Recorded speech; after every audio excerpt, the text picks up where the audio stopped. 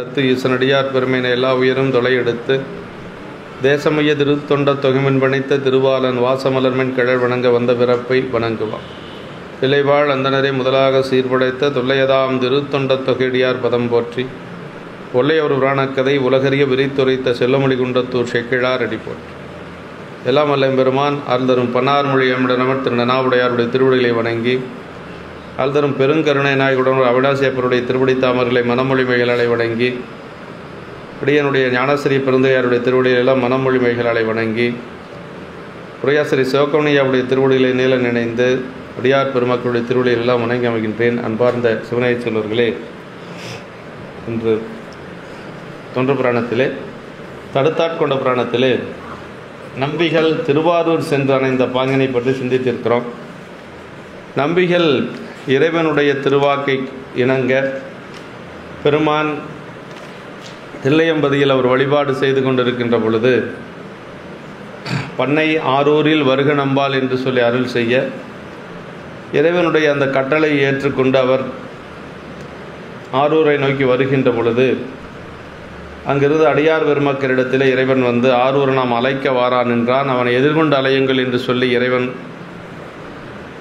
கூற அடியார் பெருமக்கள் எல்லாம் எல்லையிலே வந்து வணங்கி நின்று வரவேற்று கொண்டு செல்லுகிறார்கள். வந்ததிர் கொண்டு வணங்குவார் முன் வந்தொண்டர் அஞ்சலி கூப்பி வந்து சிந்தைகளை புற வீதியோடு செல்வார் திருத்தொண்டர் தம்மை நோக்கி எந்த இருப்பது மாறூர் அவர் எம்மையும் ஆழ்வரோ கேளியர் என்று சொல்லக்கூடிய திருப்பதிகத்தை பாடி அவர் வந்து ஆலயத்துக்குள்ளே வந்து கொண்டிருக்கிறார். அப்படி வருகின்ற பொழுது தேவாசிரியன் மண்டபத்தை வணங்கி கொண்டு வருகிறார். சேக்கிழார் பெருமான் அதை சொல்லுகின்றது. வானுர நீள் திரு வாயில் நோக்கி மண்ணுற ஐந்துருப்பால் வணங்கி தேனுரை கற்பகவாசமாலை தேவாசிரியன் தொழுது இறைஞ்சி அந்த தேவாசிரியன் மண்டபத்தை இறைஞ்சி அங்கே இருக்கக்கூடிய அடியார்களெல்லாம் வழிபாடு செய்து கொண்டு நம்பிகள் அப்படியே வருகின்றார்.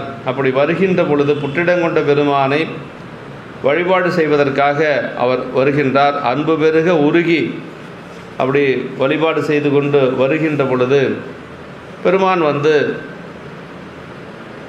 வாலிய மாமரை புற்று தான் பார்க்கணும் இன்னைக்கு இல்லையா. பெருமான் அவருக்கு காட்சி கொடுத்து தோழமையாக தந்தனம் என்று சொல்லி இப்போ தான் சொல்ல போகிறார். ஆமாம், வாலிய மாமரை புற்றிடம் கொண்ட மன்னவனார் அருளாலோர் வாக்கு தோழமையாக உனக்கு நம்மை தந்தனம் நாம் முன்பு தொண்டு கொண்ட வேள்வியில் அன்று நீ கொண்ட கோலம் என்றும் புனைந்து நின் வேட்கை தீர வாலி மண்மேல் விளையாடுவா என்று ஆரூரர் கேட்க எழுந்தது அன்றே. அது இறைவனே வந்து இப்போ நம்பிகள்கிட்ட வந்து என்ன சொல்கிறாருன்னா, இந்த திருமணத்தில் தடுத்து ஆட்கொண்டதுனால திருமண வேள்வியிலேயே தடுத்து ஆட்கொண்டார். மேடையில் இருக்கக்கூடிய மணமகனை நீ என்னுடைய அடிமை என்று சொல்லி வெண்ணை நல்லூரை தடுத்தாட்கொண்டதுனால இப்போ என்ன சொன்னார்னா, எப்பொழுதும் நீ திருமண கோலத்தோடவே இருக்கணும் என்று சொல்லி சொல்கிறார். பெருமானே சொல்லியது. இப்போ இறைவன் என்ன சொல்கிறார்னா, தோழமையாக உனக்கு நம்மை தந்தனம். இனிமேல் நம்ம ரெண்டு பேரும் நான் கடவுள் நீ வந்து தலைவன் நீ சீடன் அப்படிங்கிறத காட்டிலும் அதுக்கு மேலே ஒரு படி மேலே போய் ரெண்டு பேரும் நண்பர்கள் அப்படிங்கிற மாதிரி. அது யார் சொல்கிறா? இறைவனே சொல்கிறார். இவர் போய் நம்ம போய் கேட்க முடியுமா? நானும் நீங்களும் ரெண்டு பேரும் நண்பராக இருக்கலாம், ஃப்ரெண்டாக இருக்கலாம் அப்படின்னு சொல்லி கேட்க முடியுமா? கேட்கவே முடியாது இல்லையா. ஆனால் சாமியே சொல்கிறார், நான் வந்து இனிமேல் உனக்கு தோழனாக இருப்போம் என்று சொல்லி இறைவனே சொல்கிறார். ஆரூர் பெருமானே சுந்தரரிடத்தில் வந்து அப்படி சொல்கிறார், தோழமையாக உனக்கு நம்மை தந்தனம். அது என்ன சொல்கிறார்?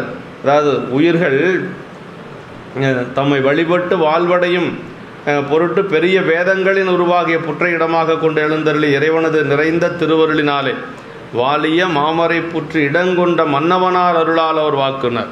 அப்படி அந்த வேதங்களையே வந்து வேதங்களின் உருவாகிய புற்றை சாமிக்கு பேர் அங்கே புற்றிடம் கொண்ட பெருமான் இல்லைங்களா. அப்படி புற்றை இடமாக கொண்டு எழுந்தருளி இறைவனது அந்த நிறைந்த திருவருளினாலே சாமி சொல்றார், தோழமையா நம்மையே தோழனாக உனக்கு தந்துள்ளோம். நாம் முன்னே உன்னை தடுத்து ஆட்கொண்ட கல்யாணத்திலே அன்றைக்கு நீ கொண்டிருந்த மனக்கோலத்தை என்றைக்கும் பூண்டவனாகி உனது ஆசை தீரும்படி இந்த உலகத்திலே விளையாடுவாயாக. சாமி ஒரு அத்தாரிட்டி கொடுக்குறார், எப்பொழுதும் கல்யாண கோலத்தில் தான் இருக்கணும். ஏன்னா திருமண கோலத்தில் ஒருத்தரை தடுத்தாட்கொண்டதுனால இறைவனுக்கு என்ன ஆசைனா எப்பொழுதும் சுந்தரரை வந்து அந்த மனக்கோலத்திலே பார்க்கணும் அப்படின்னு சொல்லி ஆசை. அதனால் சுந்தரர் இனிமேல் எப்படி, அதனால தான் சுந்தரர் மட்டும் அந்த அலங்காரத்தோடு இருக்கிறதுக்கு காரணம். இந்த தலைப்பாகையோட கிரீடத்தோட எப்பொழுதும் வந்து அந்த திருமண கோலத்திலேயே அப்படி இருக்கிற மணவாள கோலத்திலே இருக்கிறதுக்கு என்ன காரணம்னா இறைவனுடைய விருப்பம். அவராக அதை ஏற்றுக்கல, அவர் அப்படியெல்லாம் இல்லை, அதெல்லாம் ஏற்றுக்கொள்ளக்கூடியவர் அவர் இல்லை. ஆனால் இறைவனுடைய கட்டளை, ஆரூர் பெருமானுடைய கட்டளை, நம்மையே தோழனாக உனக்கு தந்துள்ளோம். அது என்ன சொல்ல, நான் உன்னை தடுத்து ஆட்கொண்ட கல்யாணத்திலே வெண்ணைநல்லூரில் தடுத்து ஆட்கொண்ட பொழுது அப்போ இருந்த அந்த மனக்கோலத்தை என்றைக்கும் பூண்டவனாகி எப்பொழுதும் அந்த மனக்கோலத்தை பூண்டு உன்னுடைய ஆசை தீர நீ வந்து இந்த மண்ணுலகத்திலே விளையாடுவாயாக என்று சொல்லி, அது மட்டும் அது சொல்லிட்டு என்ன சொல்லார்னா, வேட்கை தீர வாலி என்மேல் வாலின்னா நீ நல்லா இருக்கணும் என்று சொல்லி இறைவனே வாழ்த்தி நீ வாலி என்று உனது ஒரு வாக்கு நம்பி ஆரூரர் பாடி அப்பொழுதே கேட்கும்படி எழுந்தது என்று சொல்லி அப்போவே வந்து அந்த வாக்கு உள்ளே போகிற பொழுதே எழுந்தது. அதாவது பெருமானை எப்படி வழிபாடு செய்யணும்னா, முன்பு அஷ்டாங்க பஞ்சாங்கமாக முறையினால் வணங்கி, அஷ்டாங்க வழிபாடுன்னா நேராக நல்லா நெடுஞ்சாட்டு கடையாக விழுந்து வணங்குறது, அப்புறம் பஞ்சாங்க வழிபாடுன்னா மண்டி போட்டு வணங்குறது. பெண்கள் வந்து பஞ்சாங்க வழிபாடு தான் செய்யணும், அஷ்டாங்க வழிபாடு செய்யக்கூடாது இல்லைங்களா, அது ஒரு விதி இருக்குது. அதனால் நம்ம ஆண்கள் மட்டும்தான் அஷ்டாங்க வழிபாடு செய்யணும், பெண்கள் நிலத்தில் விழுந்து வணங்கி வழிபாடு செய்யக்கூடாது. அப்படி 8 உறுப்பு 5 உறுப்பு அப்படின்னு சொல்லி எல்லாம் இருக்குது. கைகள் 2, காதுகள், அப்புறம் நெற்றி, கால் ஆக 8 உறுப்புகளும் நிலத்தில் பொருந்துமாறு வணங்குதல். அவர் பஞ்சாங்கமாக வணங்கும் முறை வந்து மண்டி போட்டு கீழே விழுந்து வணங்குறது. இப்படி 8 உறுப்புகளும் கை 2, காது 2, அப்புறம் நெற்றி, கால்கள் 2 எல்லாமே வந்து விழுந்து ஆக 8 உறுப்புகளும் நிலத்தில் பொருந்தி ஒரு மாதிரி வணங்குவது என்று சொல்கிறார். அப்படி ஏதாவது வந்து ஒரு எப்படின்னா 3 முறை இல்லைன்னா 5 முறை அப்படி விழுந்து வணங்கணுமா, 3 முறை 5 முறை என்று சொல்லி வணங்குதல் வேண்டும் என்பது விதி. இவரெண்டும் சேர்ந்தது ஒரு வணக்கமாக அட்டாங்க பஞ்சாங்கம் என்று சேர்த்து கூறினார் என்று சொல்லி, பெண்கள் அஷ்டாங்க வணக்கம் செய்யல் ஆகாது, திருக்கோயிலே இறைவனை தவிர வேறு ஒருவரையும் அஞ்சலி செய்யாமை, தூவி முதலியவற்றின் நிழலை மிதியாமை முதலிய பல விதிமுறைகளையும் உள்ளிட்டு முறைமையினால் என்று சொல்லி சொல்றாருங்க. முடிவிலா காதல் முதிர ஓங்கி என்று சொல்றார்.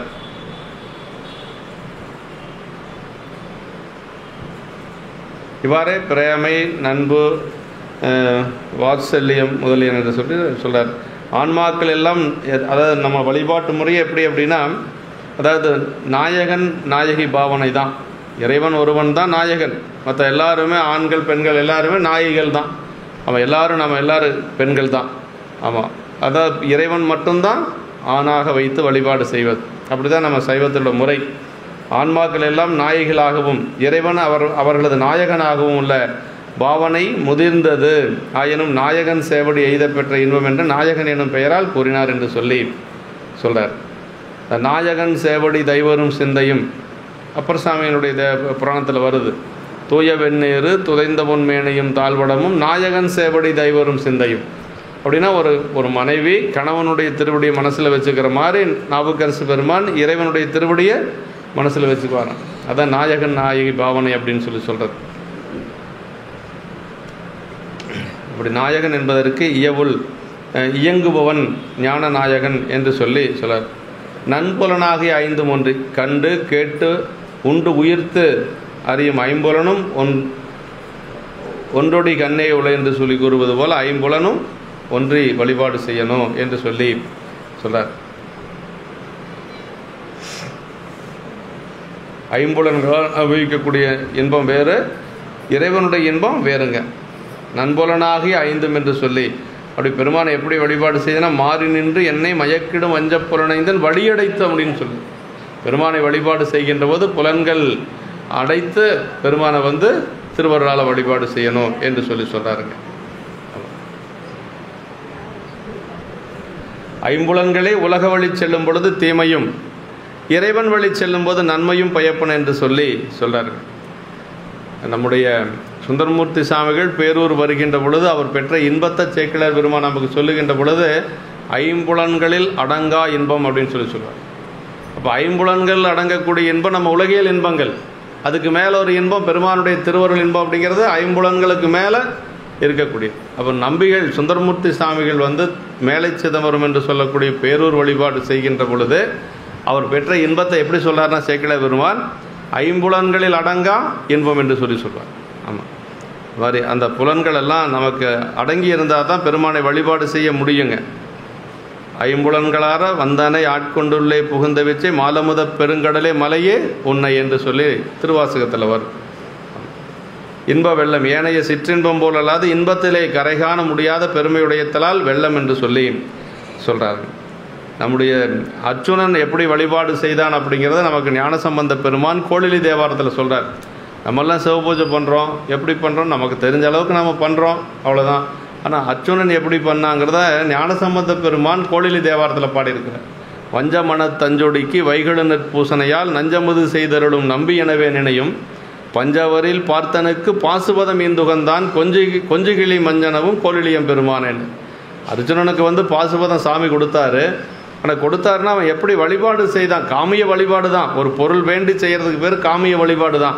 இருந்தாலும் கூட அந்த காமிய வழிபாட்டை அர்ஜுனன் எப்படி செய்தான் அப்படின்னா, வஞ்சமனத்து அஞ்சொடிக்கு 5 புலன்களை அடக்கி மனசு அப்படியே அவ்வளவு தூய்மையாக பெருமான வழிபாடு செஞ்சார். அது எப்படி வழிபாடு செஞ்சான்னா அது சொல்கிறார் வரும் வைகழு நற்பூசனையால். வைகழுன்னா இடையராது பெருமானை வழிபாடு செய்யணும், கொஞ்சம் கூட விடாது தொடர்ந்து வழிபாடு செய்யணும். அப்படி வழிபாடு செஞ்சதனால அவனுக்கு இறைவன் வந்து பாசுபதத்தை கொடுத்தார் என்று சொல்லி, பாசுபதம் கொடுத்தது வந்து திருவேட்களம் என்று சொல்லக்கூடிய பதி. அங்கே இருக்கக்கூடிய பெருமானுக்கு பேரே பாசுபதேஸ்வரர்னு பேருங்க. எங்கள் அண்ணாமலை பல்கலைக்கழக வளாகத்தில் இருக்கக்கூடிய சிதம்பரத்திலேருந்து ஒரு 2 கிலோமீட்டர் அங்கே இருக்கக்கூடிய இது திருவேட்களம்னு பேர். அங்கே தான் ஞானசம்பந்த பெருமான் தங்குறார். ஞானசம்பந்த பெருமான் தில்லையம்பதியில் தங்கிறதில்லை, கூத்த பெருமான் இருக்கக்கூடிய அந்த பதியில் தங்கி மலசலங்கள் கழிக்கிறதுக்கு அவருக்கு மனசு வரல. அங்கேருந்து வெளியில் போய் திருவேட்களத்தில் தான் தங்குறார். திருவேட்களத்தில் ஞானசம்பந்த பெருமான் பாடியிருக்கிறார், நாவுக்கரசு பெருமான் பாடியிருக்கிறார். இப்படி அது அருமையான ஒரு பதி. அங்கே தான் பாசுபதம் கொடுத்ததாக நமக்கு ஒரு வரலாறு. இப்படி அது இன்ப வெள்ளம் அப்படின்னு சொல்கிறார். இன்ப வெள்ளம்னா ஏனைய சிற்றின்பம் போல் அல்லாது இன்பத்திலே கரை காண முடியாத பெருமையுடைத்தாதலால் வெள்ளம் என்று சொல்கிறார். இன்ப வெள்ளம் அந்த கரணங்களுக்கும் ஆன்மபோதத்துக்கும் எட்டாதவை ஒருமைப்பாடு பெற்ற வழி என்று சொல்லி நமக்கு சொல்கிறார். அப்போ இந்த பாடலில் வந்து தோழமையாக உனக்கு நம்மை தந்தனம் என்று சொல்லி இறைவனே சுந்தரருக்கு தோழரானது இங்கே தான், திருவாரூரில் தான். அதே மாதிரி சேரமான் பெருமான் நாயனார் தோழராக கிடைச்சதும் திருவாரூரில் தான். முதல்ல 2 பேரும் திருவாரூரில் தான் சந்திக்கிறாங்க. அவர் கேரளாவிலிருந்து திருவஞ்சைக்களத்தில் வந்து நேராக தில்லையம்பதி சென்று பெருமானை வழிபாடு செய்து கொண்டு அங்கு பொன்வண்ண தந்தாதி பதிகம் பாடிட்டு அதற்கு பிறகு திருவாரூர் வர்றார். திருவாரூர் வந்து இவரை சந்திக்கிற பொழுது தான் அங்கே இருக்கக்கூடிய அடியார்கள் எல்லாரும் சேரமான் தோழர் அப்படின்னு சொல்லி சுந்தரரை எல்லாரும் வாழ்த்துறாங்க. இப்போ இறைவனுக்கும் தோழர், அரசருக்கும் தோழர். இப்போ ராஜாவும் சுந்தரருக்கு தோழராக இருக்கிறாரு, இறைவனும் தோழராக இருக்கிறார். 2 பேர்த்துக்கும் தோழர் அப்படின்னு சொல்லுவாங்க. தோழமையாக உனக்கு நம்மை தந்தனம் என்று சொல்லி சொல்றார். வாலி அப்படின்னா வாழும் பொருட்டு, வாலிய மாமரை புற்றிடம் கொண்ட மன்னவனார் அருளாலே. வாலி என்று சொல்லுவது வாழும் பொருட்டு என்று சொல்லி, உயிர்கள் வாழ என்று சொல்லி, அதை இறைவனே வாழ்த்துறார் இல்லையா? வாழ்க வாலிய என்று சொல்லி நம்பி யாரூரை வாழ்த்தியவார் என்றும் சொல்கிறாரு. மாமரை புற்று அப்படின்னா வேதங்களாகிய புற்று. அங்கே திருவாரூரில் வந்து புற்றிடம் கொண்ட பெருமானாக இருக்கக்கூடியது வேதங்களே அங்கு மறைப்புற்று அப்படின்னு சொல்லலாம். வேதங்களே அங்கே புற்றாக இருக்கிறது என்று சொல்லுவாங்க. வேதங்களாகிய புற்று இறைவன் வேதங்களில் குடியிருந்து அருள்வன் என்பது கருத்து என்று சொல்கிறார். புற்றிடங்கள் உள்ளிருக்கும் பொருளை மறைத்து பொதிந்து மேல் மூடியிருப்பது என்று சொல்லி சொல்லார்கள். அப்படி அங்கே பெருமானை வந்து புற்றிடம் கொண்ட பெருமானாக இருக்கிறார். வேதம் மோதிலன், சாத்திரம் கேட்கிலன், நீதி நூல்கள் பல நித்தல் பயிற்றிலன், ஓதி அங்கமோர் 6 முணரிலன், ஈசனை உள்குவார்க்கன்று இல்லையே என்று சொல்லி அப்பர் பெருமானுடைய திருவாக்கு. எத்தனை வேதம் தான் படித்து என்ன பண்ணுறது, சாத்திரங்கள் தான் கேட்டு என்ன நம்ம பயன் அப்படின்னா, பெருமானுடைய திருவடியை வணங்கா ஈசனை உள்குவார்க்கன்றி, பெருமானை உள்ளே வாங்காத வரைக்கும் நமக்கு எத்தனை படித்தாலும் ஒன்றும் பயனில்லை அப்படின்னு சொல்லி அப்பர் சுவாமிகள் வந்து வேதம் மோதிலன் சாத்திரம் கேட்கிலேன் நீதி நூல் பல நித்தல் பயிற்றிலேன் ஓதி அங்கமோர் ஆறும் உணரிலன் ஈசனை உள்குவார்க்கென்று இல்லையே என்று சொல்லி அப்பர் சுவாமிகள் வந்து அந்த பாவநாச குறுந்தொகை என்று சொல்லக்கூடிய அந்த பதிகத்தில் பாடுறார். புற்றின் உள்ளே வாழும் பொருள் நீலகண்ட மணியா துன்பத்துக்கும் அதே மாதிரி இன்பத்துக்கும் காரணமாக இருந்தால் மறைப்புற்று என்று சொல்லி சொல்றார். அதான் மன்னவனார் அருளால் அப்படின்னா இறைவனது நிறைந்த திருவருள் என்று சொல்லி பெருமானுடைய திருவருளினாலே அந்த தோழமையாக உனக்கு நம்மை தந்தனம் என்று சொல்லி நாம் உனக்கு நம்மை தோழமையாக தந்தனம் என்று மாற்றிக்கொள்ளும் என்று சொல்லி நம்பிகள் தமக்கு இறைவனை தோழமையாக பெற்ற வரலாறு தேவாரத்திலையும் பல இடங்களில் அந்த பெருமை சொல்லப்பட்டிருக்கு. என்னுடைய தோழனுமாய் திருவாரூர் தேவாரத்தில் சொல்கிறார் இல்லைங்களா, நம்ம என்னுடைய தோழனுமாய் என்று சொல்லி சொல்கிறார். தன்னை தோழமை அருளி தொண்டனேன் செய்து துரிசுகள் பலவும் பொறுத்த நாதனை என்று சொல்லி நம்பிகள் வந்து சொல்கிறாருங்க. ஏழிசையாய் இசைப்பயனாய் என்னுடைய தோழனுமாய் பதிகத்தில். அப்போ நம்பிகளும் வந்து பெருமானை வந்து தோழனாக ஏற்றதை வந்து தேவாரத்தில் பல இடங்களில் சொல்லப்பட்டிருக்கு. நம்பிகள் வந்து தோழமை நெறிய விளக்க வந்தவர் என்பதும் நமக்கு சொல்லுவாங்க இல்லையா. தாச மார்க்கம், அதே மாதிரி அடிமை தாச மார்க்கம், சத்புத்திர மார்க்கம் என்று சொல்லக்கூடிய மகமை மார்க்கம். ஞானசம்பந்த பெருமான் மகன் இல்லையா. ஏன் மகன் அப்படின்னா அவர் உமையம்மனுடைய திருமுலைப்பால் உண்டதனால மகன். ஈசர் மிளலை இறைவர் வாழ் தேசமுய்ய திருமுலைப்பால் உண்டவர்தாம் திருமா மகனாராதலினால் வாசியுடன் காசு பெற்றார். திருத்தொண்டாகும் படிமையினால் வாசியெல்லா காசுபடி பெற்றுவந்தார் வாகீசர் என்று சொல்லி திருவேலுமெல்லையில் அந்த வாசியுடைய காசு வாசி தீரவே காசு நிலவி பாடித்தானே மீண்டும் அந்த வாசி சரியாகுது, அந்த குற்றம் நீங்குது.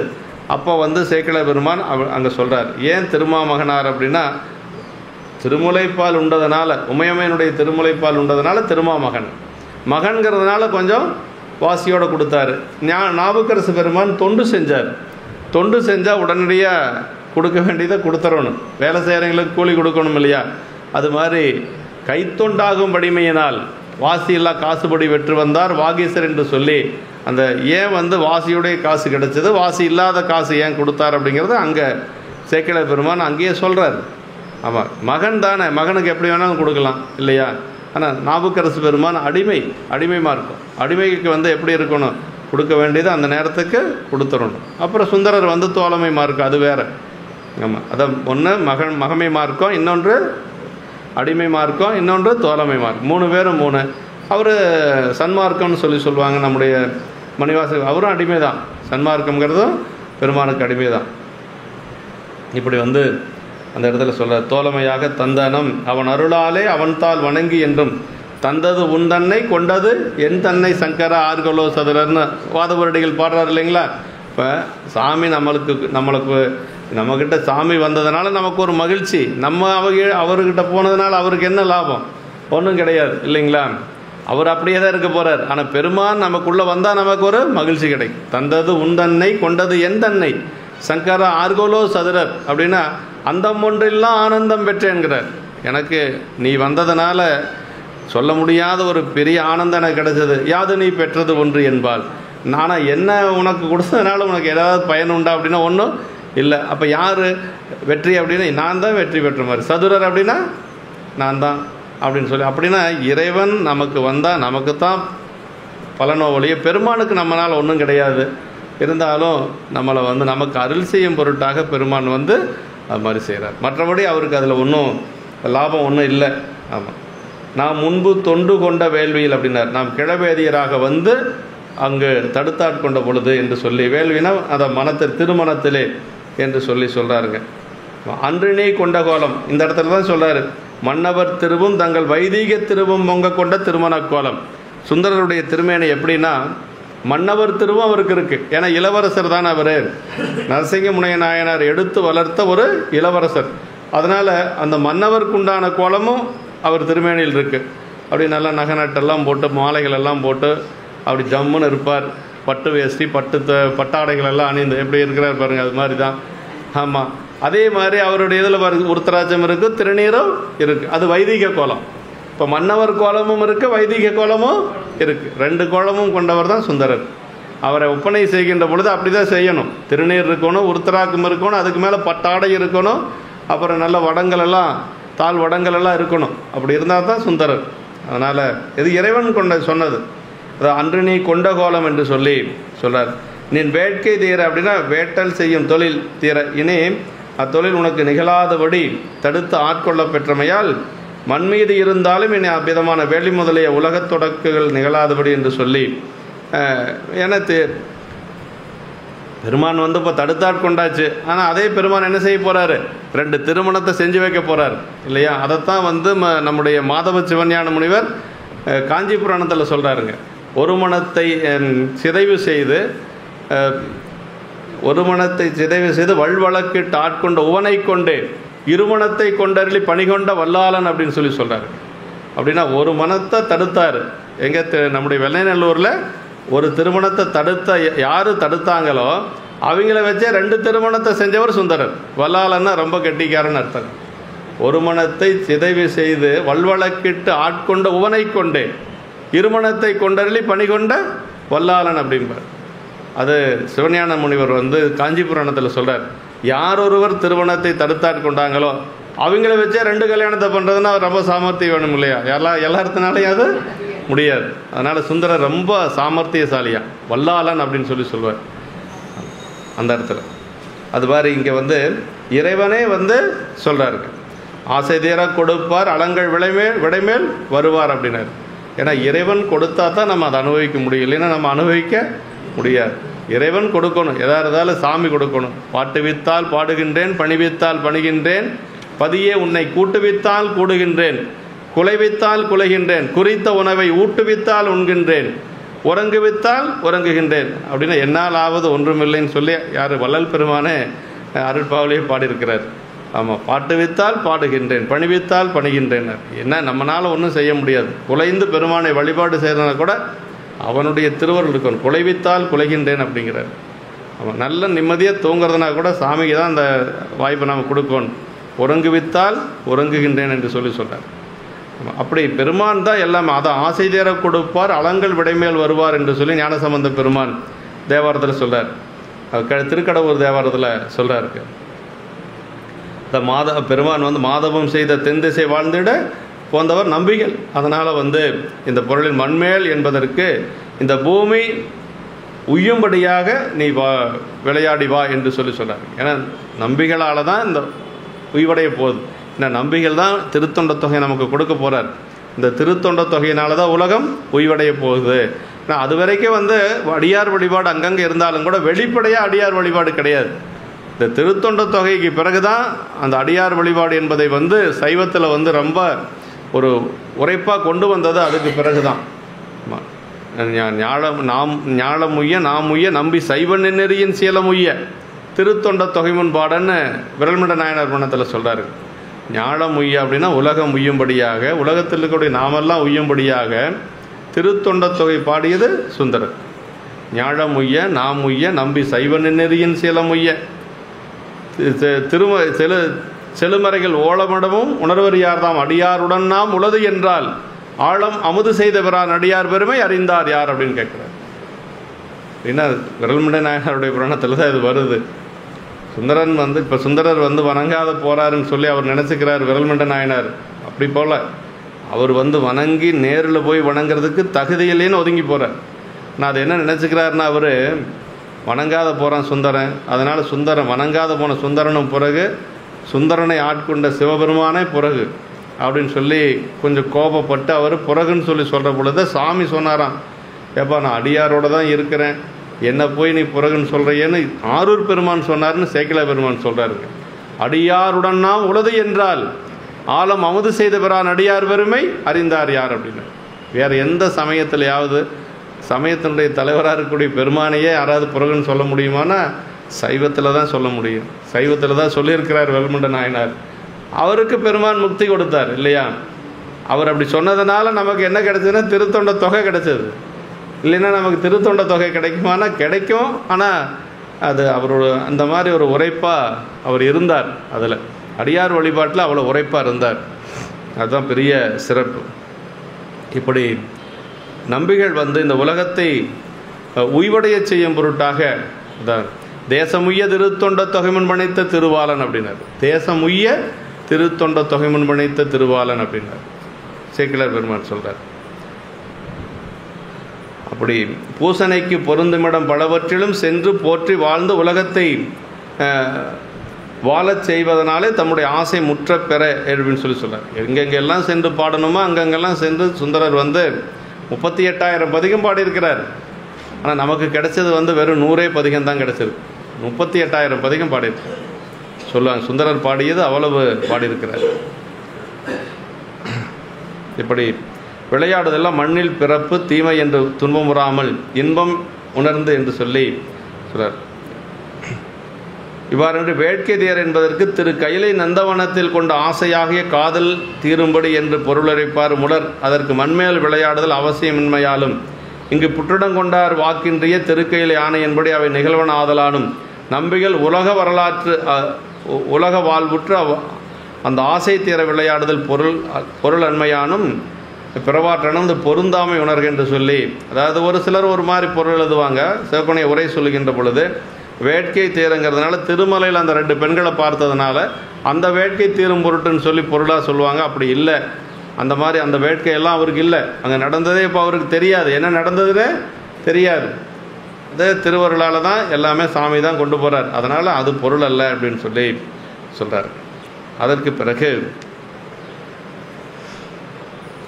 இது சாமியினுடைய திருவாக்கு வந்த உடனே அதை கேட்டு நம்பிகளுடைய மனநிலையை சொல்கிறார். இதில் கேட்க விரும்பி வன் தொண்டர் என்றும் கேடிலாதானை இறைஞ்சி நின்றே ஆட்குளவந்த மறையவனே ஆரூர் அமர்ந்த அருமனையே வாட்கயல் கொண்ட கண்மங்கை வங்காம் மற்ற உன் பெரிய கருணை அன்றே நாட்கமழப் பதம் தந்தது இன்று நாயினேனை பொருளாக என்றார். அதாவது பெருமானுடைய கருணையை நினைந்து ரொம்ப உருகி பெருமானிடத்தில் கேட்குறார். திருவாக்கு கேட்டாலும் நம்பிகள் எக்காலத்தும் அழிவில்லாதவராக புற்றிடங்கொண்டாரை மிக்க விருப்பத்துடன் வணங்கி நின்று, அதாவது கேடில்லாதானை அப்படின்னா எந்த காலத்திலும் அழிவில்லாதவன், பெருங்கேடிலியப்பர் நம்ம சாமி பேர் இல்லைங்களா, பின்ன என்றைக்கு அழிவில்லாத பெருமான் பெருங்கேடிலியப்பர் அப்படின்னு சொல்கிறார்.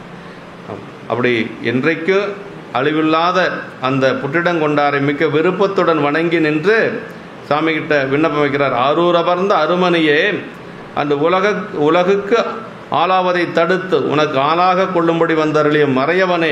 விட்டிருந்த என்ன, அந்த சடங்க விஸ்வாசருடைய மகளை திருமணம் செய்து கொண்டு அப்படியே போயிருப்பார் இல்லையா. ஏன்னா விட்டிருந்தா வெண்ணைநல்லூரில் அவர் தடுக்காமல் சாமி விட்டிருந்தா அப்படியே திருமணம் செய்து கொண்டு அப்படியே போயிருப்பார்.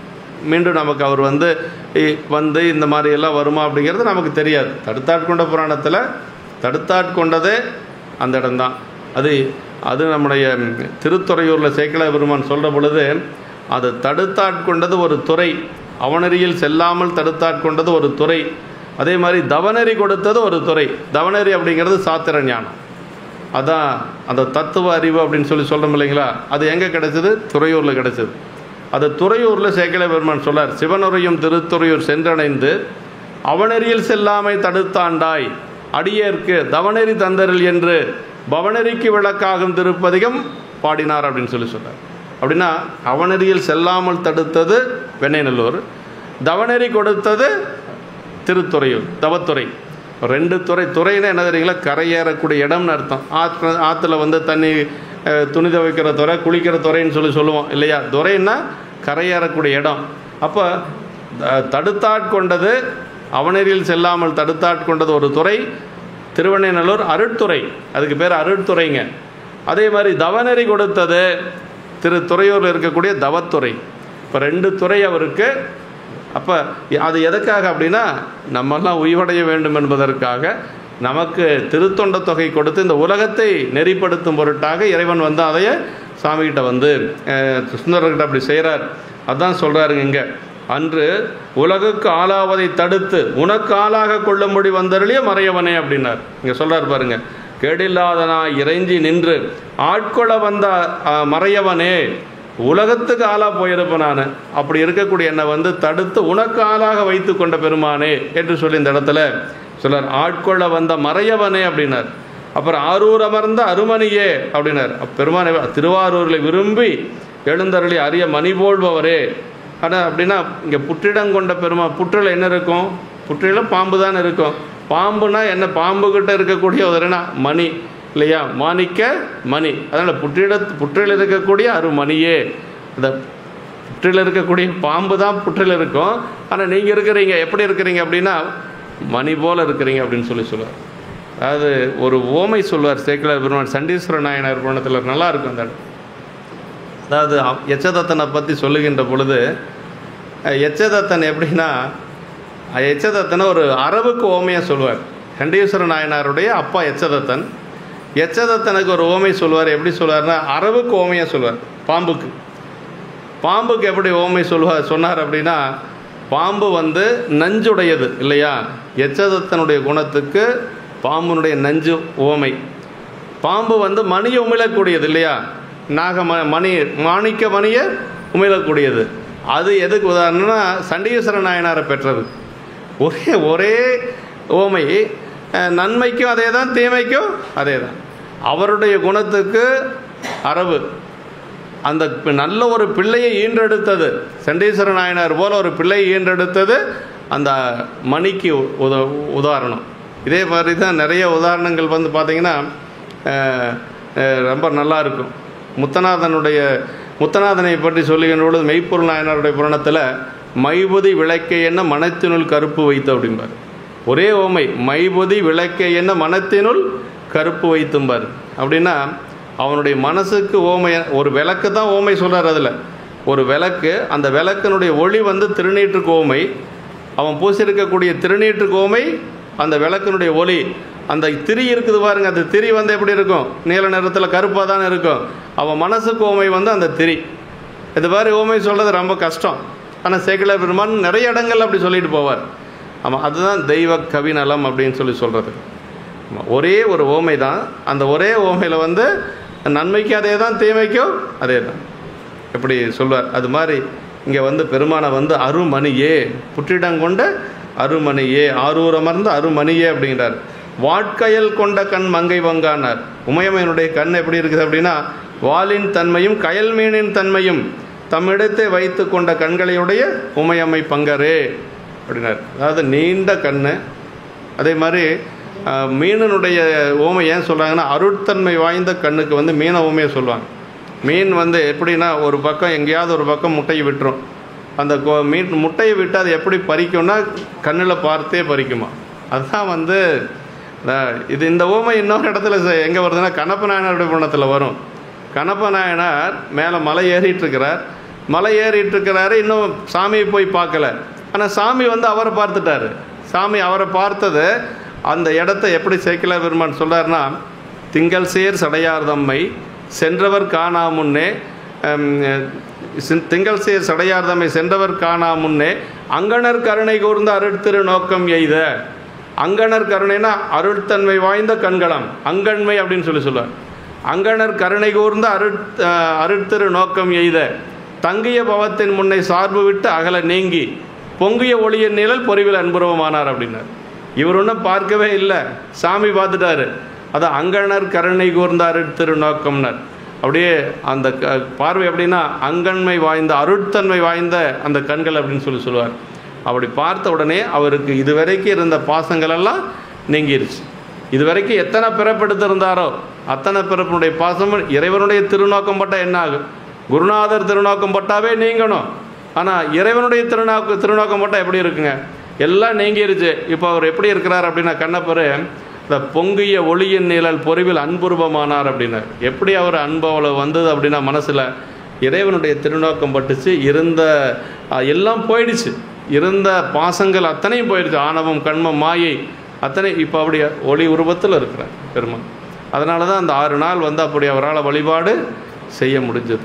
அதான் இங்கே உமையம்மையை சொல்லுகின்ற பொழுது, அதாவது ஒரு கயல் மீனுடைய மீனுக்கு அந்த ஒரு ஆற்றல் இருக்கு.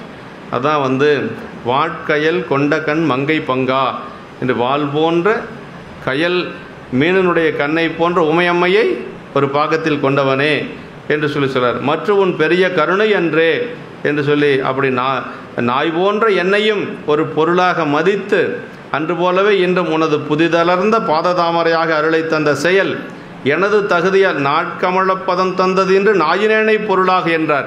எனக்கு அந்த தகுதி இல்லை, உங்களுடைய திருவடி நீங்கள் எனக்கு இப்போ மீண்டும் கொடுத்துருக்கிறீங்க, ஏற்கனவே ஆட்கொண்டீங்க, இப்போ மீண்டும் கொடுத்துருக்கிறீங்க, ஆனால் அதற்கு வந்து எனக்கு கொஞ்சம் கூட அதுக்கு தகுதி இல்லை என்று சொல்லி, எனது தகுதியால் அன்றி தேவரீரது பெருங்கருணையால் அல்லவா நேர்ந்தது, அது உங்களுடைய பெரும் கருணை, அந்த அளவுக்கு எனக்கெல்லாம் தகுதி இல்லை என்று சொல்கிறார். கேட்க விரும்பி இறைஞ்சி நின்று மறையவனே மணியே என்று சொல்லி, என்றும் கேடில்லாதான் அப்படின்னு. பெருமான் எப்படிப்பட்டவன்னா எப்பொழுதும் கேடில்லாதவன் பெருமான் அப்படின்னா அழிவில்லாதவன். ஆன்மாக்களும் கேடில்லாதவையாயினும் அவை எடுக்கும் அழியும் தன்மை வாய்ந்த உடம்பின் சார்பு பற்றி அவை கேடமையும் என்று சொல்கிறார். ஆன்மாவுக்கு அழிவில்லை, இறைவனுக்கு அழிவு கிடையாது. எப்படி இறைவன் நித்திய பொருளோ அதே மாதிரி தான் ஆன்மாவுக்கு. ஆன்மா எடுக்கக்கூடிய உடம்புக்கு அழிவு இருக்கிறதுனால ஆன்மா அழியும் தன்மையுடையது அப்படிங்கிறது ஆகிப்போச்சு. மற்றபடி ஆன்மாவுக்கு அழிவு கிடையாது. இந்த உடம்பு இல்லைன்னா அடுத்து இன்னொரு உடம்பை பற்றி நிற்கும். பெருமான் திருவடி அடைகின்ற வரைக்கும் நம்ம ஏதோ ஒரு உடம்பை பற்றி தான் நிற்போம். இந்த உடம்பு நீங்கன்னா இன்னொரு உடம்பு நமக்கு வந்து சூக்கும உடம்பு என்று சொல்லக்கூடிய அந்த 8 தத்துவங்களாலான புரியட்ட காயம் சொல்லும் இல்லைங்களா, அந்த உடம்பை பற்றி நிற்கும் உயிர். அப்படி பற்றி நிற்கின்ற பொழுது அந்த உடம்பு வந்து எப்போ பெருமான் திருவடி அடைகின்றோமோ அது வரைக்கும் கூடவே இருக்கு.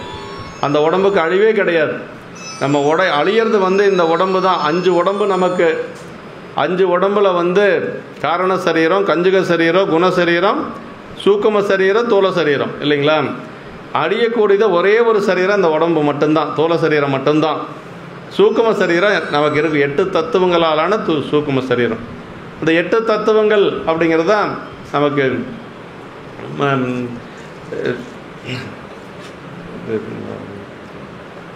அதாவது புலன்கள் 5, அதே மாதிரி அந்த கரணங்கள் 3ங்க. மொத்தம் 8 தத்துவங்கள்.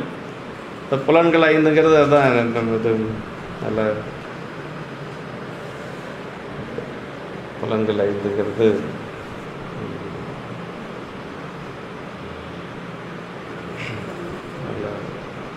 அதாவது அதுக்கு பேர் வந்து தன்மாத்திரைகள் அப்படின்னு சொல்லி வரும். தன்மாத்திரைகள் 5 தன்மாத்திரைகள் அப்படிங்கிறது நினைவே உள்ளுக்குள்ளேயே இருக்குது, வரமாட்டேங்குது. தன்மாத்திரைகள் இல்லை, அது இல்லை. தன்மாத்திரைகள் 5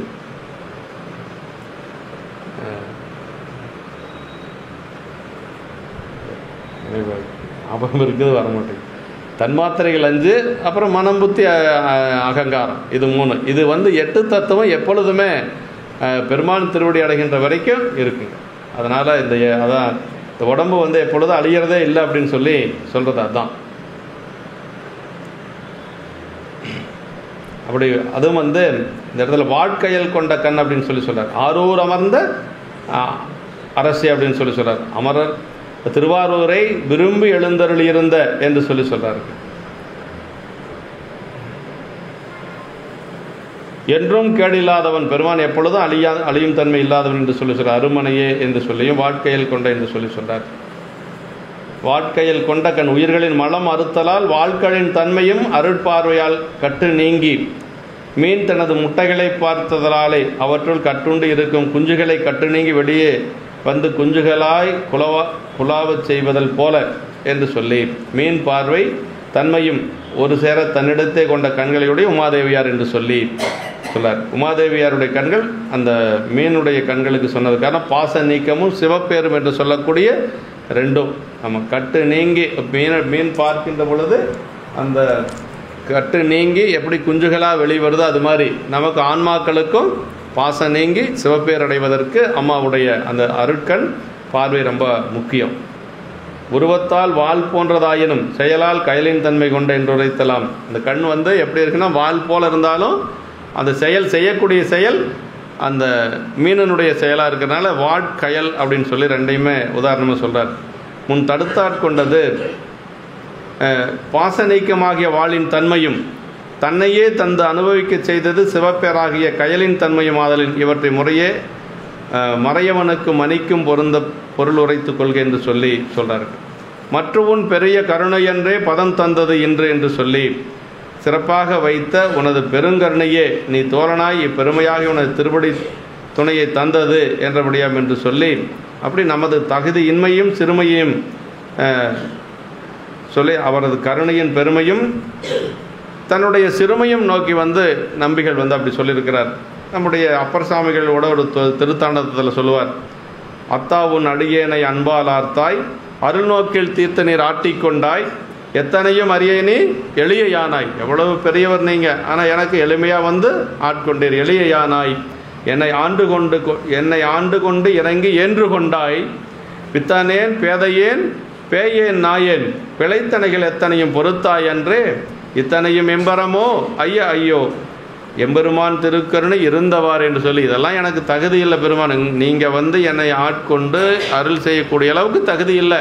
ஆனால் இதெல்லாம் என்னென்னா உங்களுடைய திருக்கருணை, இதெல்லாம் உங்களுடைய கருணை தான் இதுக்கு காரணம் என்று சொல்லி எனக்கு தகுதி இல்லை என்று சொல்கிறார். அதே மாதிரி திருவாசகத்தில் அடைக்கலப்பத்தில் சொல்ல, வெறுப்பனவே செய்யும் என் சிறுமையன் என் பெருமையினால் பொறுப்பவனே அரா பூண்பவன் என்று சொல்லி அந்த அடைக்கலப்பத்திலையும் சொல்கிறாருங்க. நாயினேனை பொருளாக, நாய் போன்ற என்னையும் ஒரு பொருள்படுத்தி பொருள் இல்லாத நான் ஒரு பொருளாகும்படி என்று சொல்லி சொல்கிறார்கள். இப்படி கீர்த்தி திருவாகவலையும் கூட நாயினேனை நலமளி தில்லையில் கோலமார்தரு பொதுவினில் வருகையனை என்று சொல்லி கீர்த்தி திருவாகவலையும் சொல்கிறார். நாயில் கடைப்பட்ட நம்மையும் ஒரு பொருளாக்கி தாயில் பெரிதும் தயாவுடைய தம்பெருமான் என்று சொல்லி திருப்பூவலியில் சொல்கிறார். நாயில் கடையா நாயேன்னு நயந்து நீயே ஆட்கொண்டாய் என்று. இப்படி திருவாசகத்தில் நிறைய இடங்களில் குலைத்தப்பத்தில் சொல்கிறார். அச்சோப்பத்தில் சொல்கிறார், நாய் சிவிகை ஏற்று வைத்து நம்மையும் ஒரு பொருளாக்கி நாய் சிவிகை ஏற்று வைத்த தன்மை என்று சொல்லி சொல்கிறாருங்க. அது நாய்ன்னு பல இடங்களில் நமக்கு வந்து மணிவாசக பெருமான் சொல்லியிருப்பார். அது உண்ணத்தக்க பொருள் இருப்பவும் மலம் உண்பது நாய்க்குணம், இறைவன் தந்த அறிவும் நூலும் நற்சார்பும் இருக்கவும் தீச்சார்பாகிய உலகை அனுபவிக்கும் உயிர் இயல்பு பற்றி நாயை உமைப்பது பெரியோர் கொள்கை. அது பெருமான் கொடுத்த திருமுறைகளெல்லாம் இருக்குது, சாத்திரங்களெல்லாம் இருந்தாலும் கூட நம்ம அதை பற்றி நிற்காமல் உலகியல் சார்ந்து நிற்கிறதுனால, அதை சாப்பிட்றதுக்கு நல்ல உணவு இருந்தாலும் கூட நாய் வந்து மலத்தை தேடி போகுமா, அது மாதிரி நம்ம நல்ல செயல்கள் நல்ல ஒரு நமக்கு நிறைய இருந்தாலும் கூட அந்த வாசனை மல வாசனையின் காரணமாக வேறு பக்கம் நம்ம உலகியல் நோக்கி போகிறத வந்து அந்த நாய்க்கு ஓமையாக சொல்கிறார்.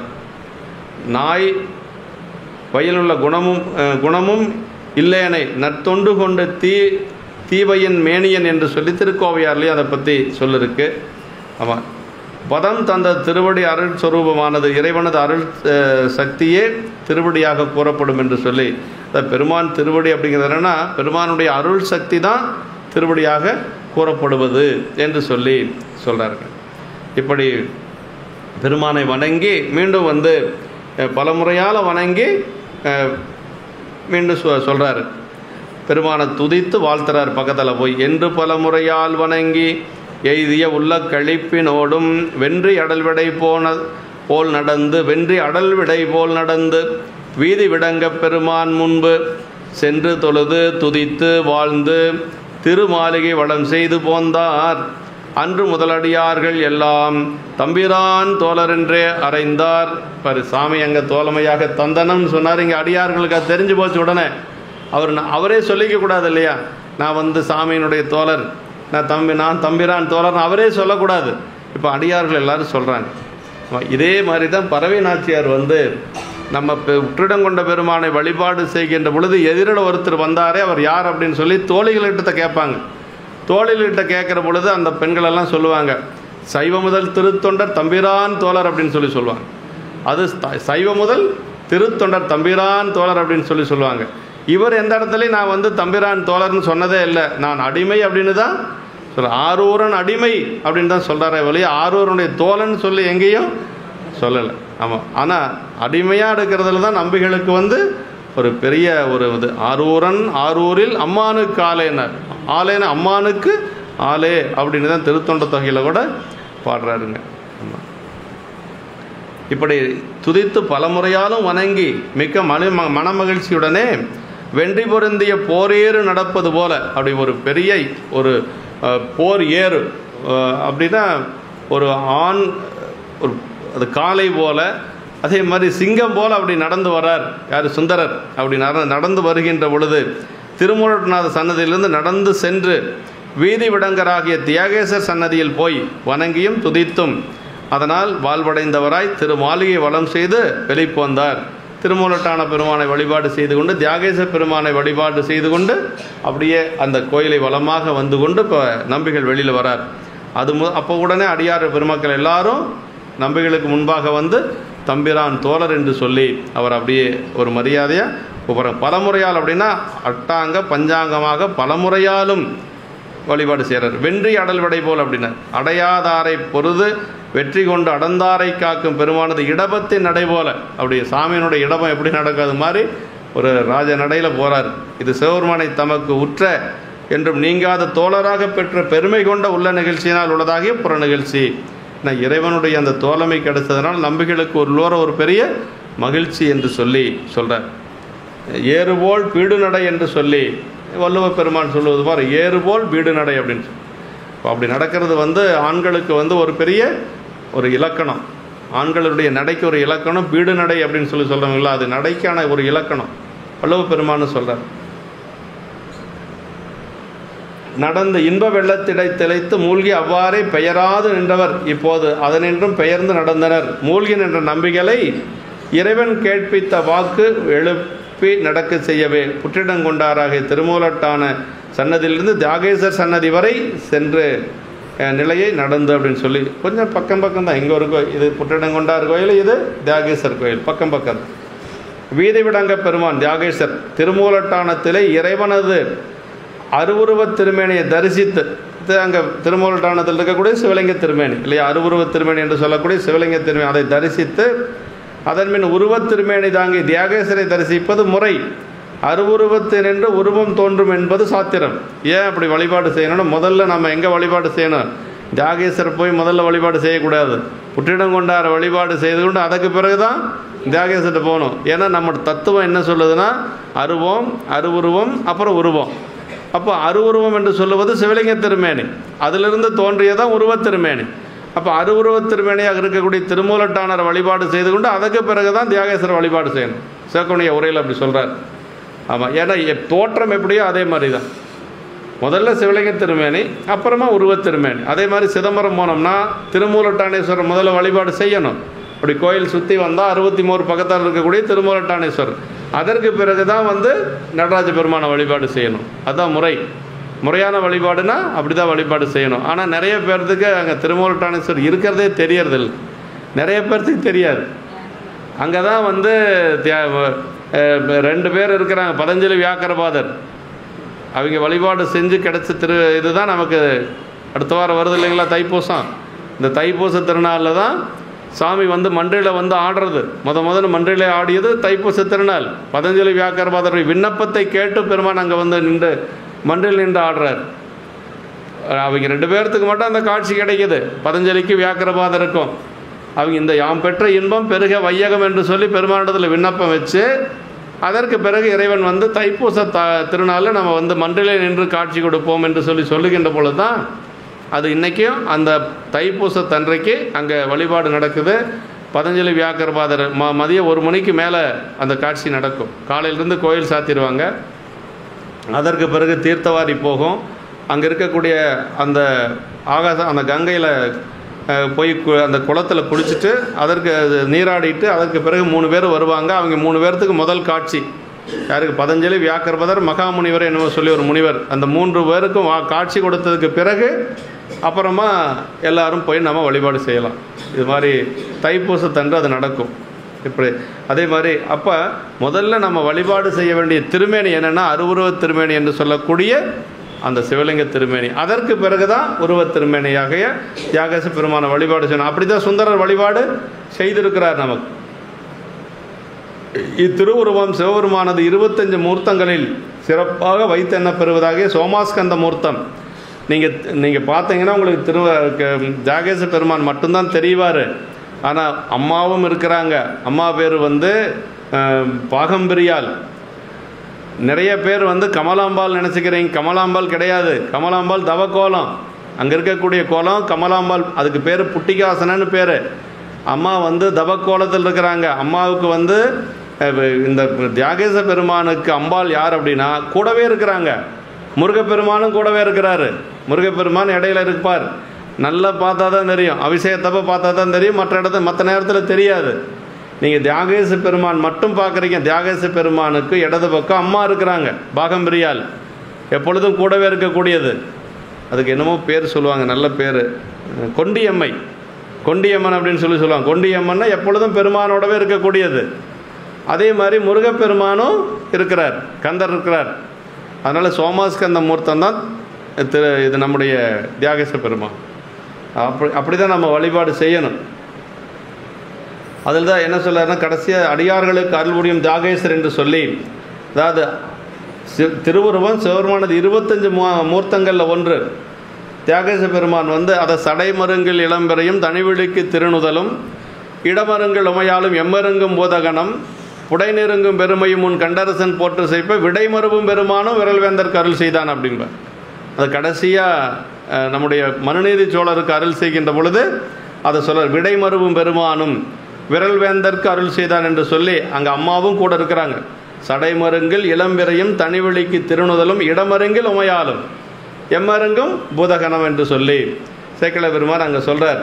இப்படி அவரை தமக்குள்ளே எப்போதும் எழுந்தருளிவித்து தாங்கிக் கொண்டு உலகுக்கு உபகரிக்க வருகின்றார் நம்பிகள் என்பது குறிப்பு. அப்படியே பெருமானை மூலட்டானரை வணங்கி தியாகேச பெருமானை வணங்கி உள்ளுக்குள்ளே 2 பேர்த்தையும் வச்சுட்டு அப்படியே வெளியில் வர்றார் என்று சொல்கிறார். தொழுது துதித்து வாழ்த்து தொழுது உடம்பின் செயல் முக்கரணங்களாலேயும் பெருமான் அங்கே வழிபாடு செய்து கொண்டு வராருங்க. அப்படி நாம் இறைவரை அடைந்து வாழ்ந்தோம் என்று சொல்லி அனுபவம் குறித்தது என்று சொல்லி, உன் பொற்பதம் அடைய பெற்றால் அல்லகண்டம் கொண்டடியேன் என் செய்கேனே ஆனைக்கா தேவாரத்தில் அப்பர் சாமிகள் சொல்கிறாருங்க. அருமையான திருத்தாண்டகது. எத்தாயர் எத்தந்தை எச்சுற்றத்தார் எம்மாடு சும்மாடாம் ஏவல் நல்லார் செத்தால் வந்து உதவார் ஒருவர் இல்லை அப்படின்னார். சிறுவரகால் தீமூட்டி செல்லா நிற்பர். அப்பர் சாமி கேட்குறார், எத்தாயர் எத்தந்தை எச்சுற்றத்தார் எம்மாடு சும்மாடாம் ஏவர் நல்ல. எந்த தாய் எந்த தந்தை, எத்தனை பிறப்பு நம்ம எடுத்தோம், நமக்கு இருக்கக்கூடிய செல்வங்கள் கூட இருக்கக்கூடிய சுற்றங்கள் ஒன்றும் கூட வராது அப்படின்ட்டார். எத்தாயர் எத்தந்தை எச்சுற்றத்தார் எம்மாடு சும்மாடாம் ஏவர் நல்லார் செத்தால் வந்து உதவுவார் ஒருவர் இல்லை அப்படின்ட்டார். அவர் என்ன சிறுவரகால் தீ பையன் என்ன செய்வான், ஒரு விறகுகளை கொண்டு தீயை மூட்டிட்டு அவன் பாட்டுக்கு போயிட்டே இருப்பான். கடைசி வரைக்கும் யார் நமக்கு இருக்கிறாங்கன்னா அதான் சொல்றாரு பாருங்க, உன் பொற்பாதம் அடைய பெற்றால் அல்லகண்டம் கொண்டடியேன் என் செய்கேனே அப்படின்னா கடைசி வரைக்கும் இருக்கக்கூடிய ஆனைக்க பெருமான் தான் என்று சொல்லி திருவானைக்கா தேவாரத்தில் சொல்றார். உற்றார் யாருளரோ உயிர் கொண்டு போகும் பொழுது குற்றாலத்துறை கூத்தனால் நமக்கு உற்றார் யாருளரோ என்று சொல்லி இப்படி இப்போ நம்பிகள் நாம் இவரை அடைந்து வாழ்ந்தோம் என்று சொல்லி அந்த பெருமான் திருவடியை நினைந்து அப்படியே உருகி வெளியில் போகிறார்.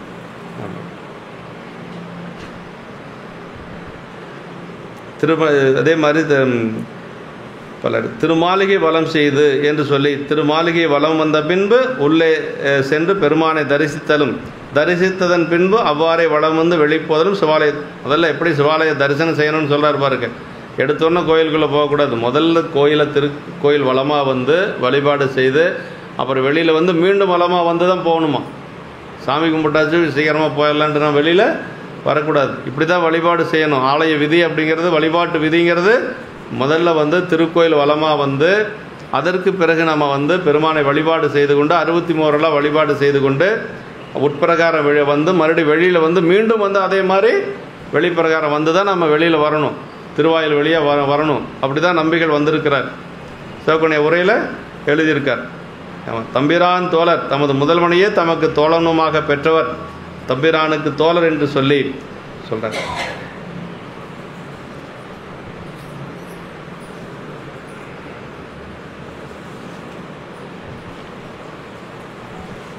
அடுத்த திருப்பாட்டு. மைவளர் கண்டர் அருளினாலே வந்தமிழ் நாவலர் தம்பெருமான் சைவ விடங்கின் அணிபுனைந்து சாந்த மும்மாலையும் தாருமாகி மெய்வளர் கோலம் எல்லாம் பொலிய மிக்க விழுத்தவ வேந்தர் என்ன தெய்வமணி புற்றொழாரை பாடி திளைத்து மகிழ்வோடும் செல்லா நின்றார். அப்படி பெருமானை வழிபாடு செய்கிறார்.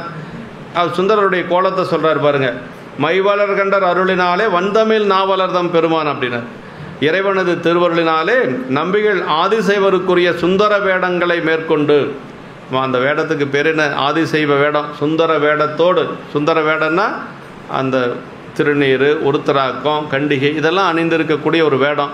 மன்னவர் திரு என்று சொல்லுவது அது ராஜாவுக்கு இளவரசருக்கு உண்டான ஒரு கோலம். இது ரெண்டுமே எப்பொழுதும் சுந்தரர் அணிந்திருப்பார்.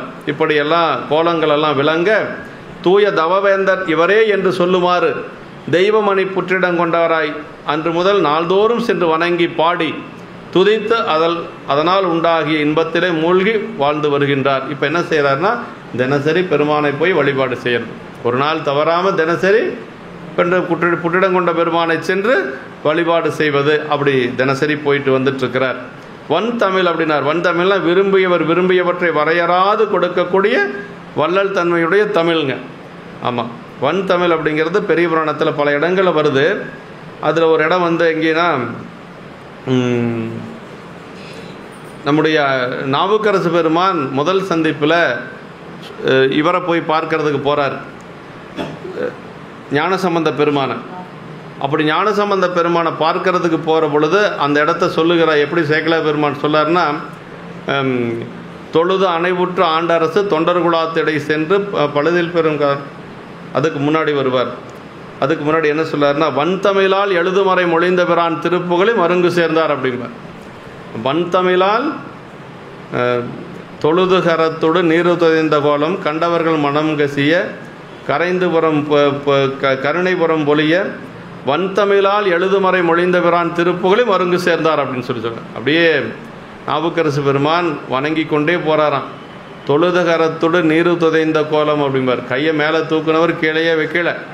எங்கேருந்து? சிதம்பரத்திலிருந்து சீர்காழி வரைக்கும் 20 கிலோமீட்டர் தொலைவு வணங்கிட்டே போகிறார். தொழுதுகரத்தோடு நீரு துதைந்த கோலம். அப்போ சொல்கிறாருங்க, வன் தமிழால் எழுதுமறை மொழிந்த பிரான் திருப்புகழை மருங்கு சார்ந்தார்னார். வன் தமிழ்னு ஏன் சொன்னாங்க அப்படின்னா, இறந்தாரை மீட்டு கொடுத்த தமிழ் நம்முடைய திருமுறை தமிழ். இங்கே முதலியுண்ட பாலகனை மீட்டு கொடுத்தது. அப்பூதி நாயனாருடைய மூத்த திருநாவுக்கரசு விஷம் தீண்டு இறந்த குழந்தையை மீட்டு கொடுத்தது. எலும்பும் சாம்பலுமாக இருந்த பூம்பாவையை உயிர்ப்பித்து கொடுத்தது. அதனால் அதுக்கு வன் தமிழ் அப்படின்னார். வன் தமிழ்னா வளப்பமுடைய தமிழ் அப்படின்னு சொல்லுவார். அதே மாதிரி வன் தமிழ்ங்கிறது பல இடங்களில் வருதுங்க. இன்னொரு இடத்துல எங்கே வருது அப்படின்னா, தேமாலை செந்தமிழின் செழுந்திருத்தாண்டகம் அப்படின்னு சொல்லுவார். ஒரு இடத்துல தேமாலை செந்தமிழின் செழுந்திருத்தாண்டகம் பாடி அப்படின்னு சொல்லி அந்த அப்பர் சாமிகளை அந்த சமண மன்னர்கள் அழைக்கிற பொழுது நான் வரமாட்டேன்னு சொல்லுவார் இல்லையா. நாமார்க்கும் குடியெல்லும் நமனையல்லோங்கிற பதிகம் பாடுறதுக்கு முன்னாடி சேக்கிழார் பெருமான் சொல்லுவாருங்க, நாமார்க்கும் குடியெல்லும் என்றெடுத்து நான்மறையின் கோமானை நதியனுடன் குளிர்மதில்வாள் சடையானை தேமாலை செந்தமிழின் செழுந்திருத்தாண்டகம் பாடி ஆமாறு நீரழைக்கும் அடைவளம் என்று அருள் செய்தார் அப்படின்னு சொல்லி, நீ அழைச்சா நான் இன்னும் வர முடியாது, எனக்கு தலைவர் சிவபெருமான், உனக்கு வேணால் தலைவன் சமண மன்னனாக இருக்கலாம், அதனால் வர முடியாதுன்னு போய் சொல்லு அப்படின்னு சொல்லி சொல்கிறாருங்க. இதெல்லாம் தமிழுக்கு கொடுக்கக்கூடிய பல இடங்களில் அடைமொழிகள் சேக்கிழார் பெருமான் நிறைய கொடுப்பார். அது மாதிரி இந்த இடத்துல வன் தமிழ் அப்படின்னு சொல்லி சொல்கிறார். வளப்பமுடைய தமிழ் அப்படின்னு சொல்லி சொல்கிறாரு. அடிமை என்று சொல்லி தன்னை மேலா அடிமை என்று சொல்லி திருப்பதிகத்தை முறையாக பயின்று கண் பெற்றாரையும் தம்மையே புகழ்ந்து இச்சை பேசி அந்த பதிகத்தை பாடி செங்கல்லாம் பொன்னாச்சு திருப்புகழூரில் இல்லைங்களா. அது மாதிரி இதெல்லாம் தான் வன் தமிழுடைய சைவ விடங்கின் அணி. சைவ விடங்குனா திருநீறு, உருத்தராக்கம், மகரக்குலை முதலிய ஆதிசைவ திருவேடங்கள், பூநூல் முதலியன என்று சொல்கிறாருங்க. இதெல்லாம் சுந்தரர் ஏதாவது வைதீக வேடம் அப்படின்னு சொல்லியிருந்தார். சுந்தர வேடங்களாலே துரிசே செய்யும் தொண்டன் என்னை என்று சொல்கிறார் இல்லைங்க. அது மாதிரி அந்த சுந்தர வேடங்கள் அவர் அணிந்து கொண்டிருந்தது சைவ விடங்கு என்று சொல்கிறார். சாந்தமும் எல்லாம்னா சந்தனம், மணிமாலை, பூமாலை, பொற்பட்டு இதெல்லாம் வேந்தற்குரிய வேடங்கள். அரசர்கள் இதெல்லாம் அணிந்து கொள்ளணும். மணிமாலை போட்டுக்கணும், அதே மாதிரி மலர் மாலையும் போட்டுக்கணும், நல்ல பட்டு பொற்பட்டு அதுவும் தங்கத்தாலான பட்டாடை அணிந்து கொள்ளணும். அப்புறம் சந்தனமெல்லாம் மேலே பூசிக்கணும். இதெல்லாம் வேந்தற்குரிய அடையாளங்கள். இது ரெண்டுமே சுந்தரர் இருந்தது. சைவ விடங்கும் இருந்தது, வேந்தற்கான அந்த சைவ விடங்கும் இருந்தது, வைதிக விடங்கு, அதே மாதிரி வேந்தற்கான அடையாளங்களும் இருந்தது என்று சொல்லி மன்னவர் திருவுந்தங்கள் வைதிக திருவும் பொங்கு என்று சொல்வார். மெய்வலர் கோலம்னார். நம்பிகள் கொண்டது சத்தாகிய கோலங்கள் கண்டார் உள்ளத்தை மெய்மையை சத்து பொருளை வளர்வதற்கு துணையாயுள்ள கோலம் பிறர் செய்யும் உடம்பின் அலங்காரங்கள் எல்லாம் கண்டாரை உலகென்பத்தில் வீழ்த்த வல்லனவே அன்றி உண்மையை உணர்த்த மாட்டா என்று சொல்லாருங்க. ஆமாம், அதாவது என்ன சொல்லாருன்னா, இந்த கோலங்கள் தான் என்றைக்கு அழியாதது. சைவமி திருவின் சார்பே பொருளன சாரும் நீரார்னார். திருநீலகண்ட நாயனார் புராணத்தில் சொல்கிறார். திருநீலகண்ட நாயனாருடைய புராணத்தில் அவர் திருநீலகண்ட நாயனுடைய அந்த தன்மைகளை எல்லாம் சொல்லிட்டு வர பொழுது சேக்கிழார் பெருமான் சொல்லாருங்க. சைவமை திருவின் சார்பே பொருளென சாரும் நீரார்மர். சைவமை திருனா என்ன அப்படின்னு சேவகனுடைய உரை என்ன சொல்கிறாருன்னா, திருநீர், உருத்திராக்கம், அப்புறம் பஞ்சாக்கரம், இதெல்லாம் தான் சைவ மெய்த்திரு. மெய்த்திருனா என்ன? அழியாத பொருள், என்றைக்கு அழியாத பொருள் இந்த உலகத்தில் இதுதான். மற்ற உலக பொருளெல்லாம் அழியக்கூடிய பொருள் அப்படின்னு சொல்லுவார். அதான் மெய்வலர் கோலம் அப்படின்னார். மிக்க விழுத்தவத்தோர தவமாவது சிவபூஜை ஆதலின் சைவ விடங்கின் திருவேடத்தை தவவேந்தர் அப்படின்னு சொல்கிறார். அதான் விழுத்தவத்தவர் அப்படின்னு விழுத்தவ வேந்தர் அப்படின்னு என்னென்னா தவத்துக்கு அரசன் அப்படின்னு சொல்லி அர்த்தங்க. தவம்னா என்னென்னா சிவபூஜையே தவங்கிறார். சேக்கோனியே எல்லா இடத்துலையுமே என்ன சொல்லுவார்னா, தவம்னு வர இடத்துல எல்லாம் சிவபூசியே தவம் என்று சொல்லுவாருங்க. தவ வேடமும் மன்னவர் திருவும் கொண்ட கோலமாதலின் தவ வேந்தர் என்று சொல்லி தவ வேந்தர். தவ கோலம்ங்கிறது திருநீற்று கோலம், வேந்தருங்கிறது அரசனுக்கு உண்டான கோலம், ரெண்டு இவர்கிட்ட இருக்குது. அதனால் இவர் இந்த இடத்துல என்ன சொல்லார் சேக்கிழ பெருமான்? தவ வேந்தர் அப்படிங்கிறார்.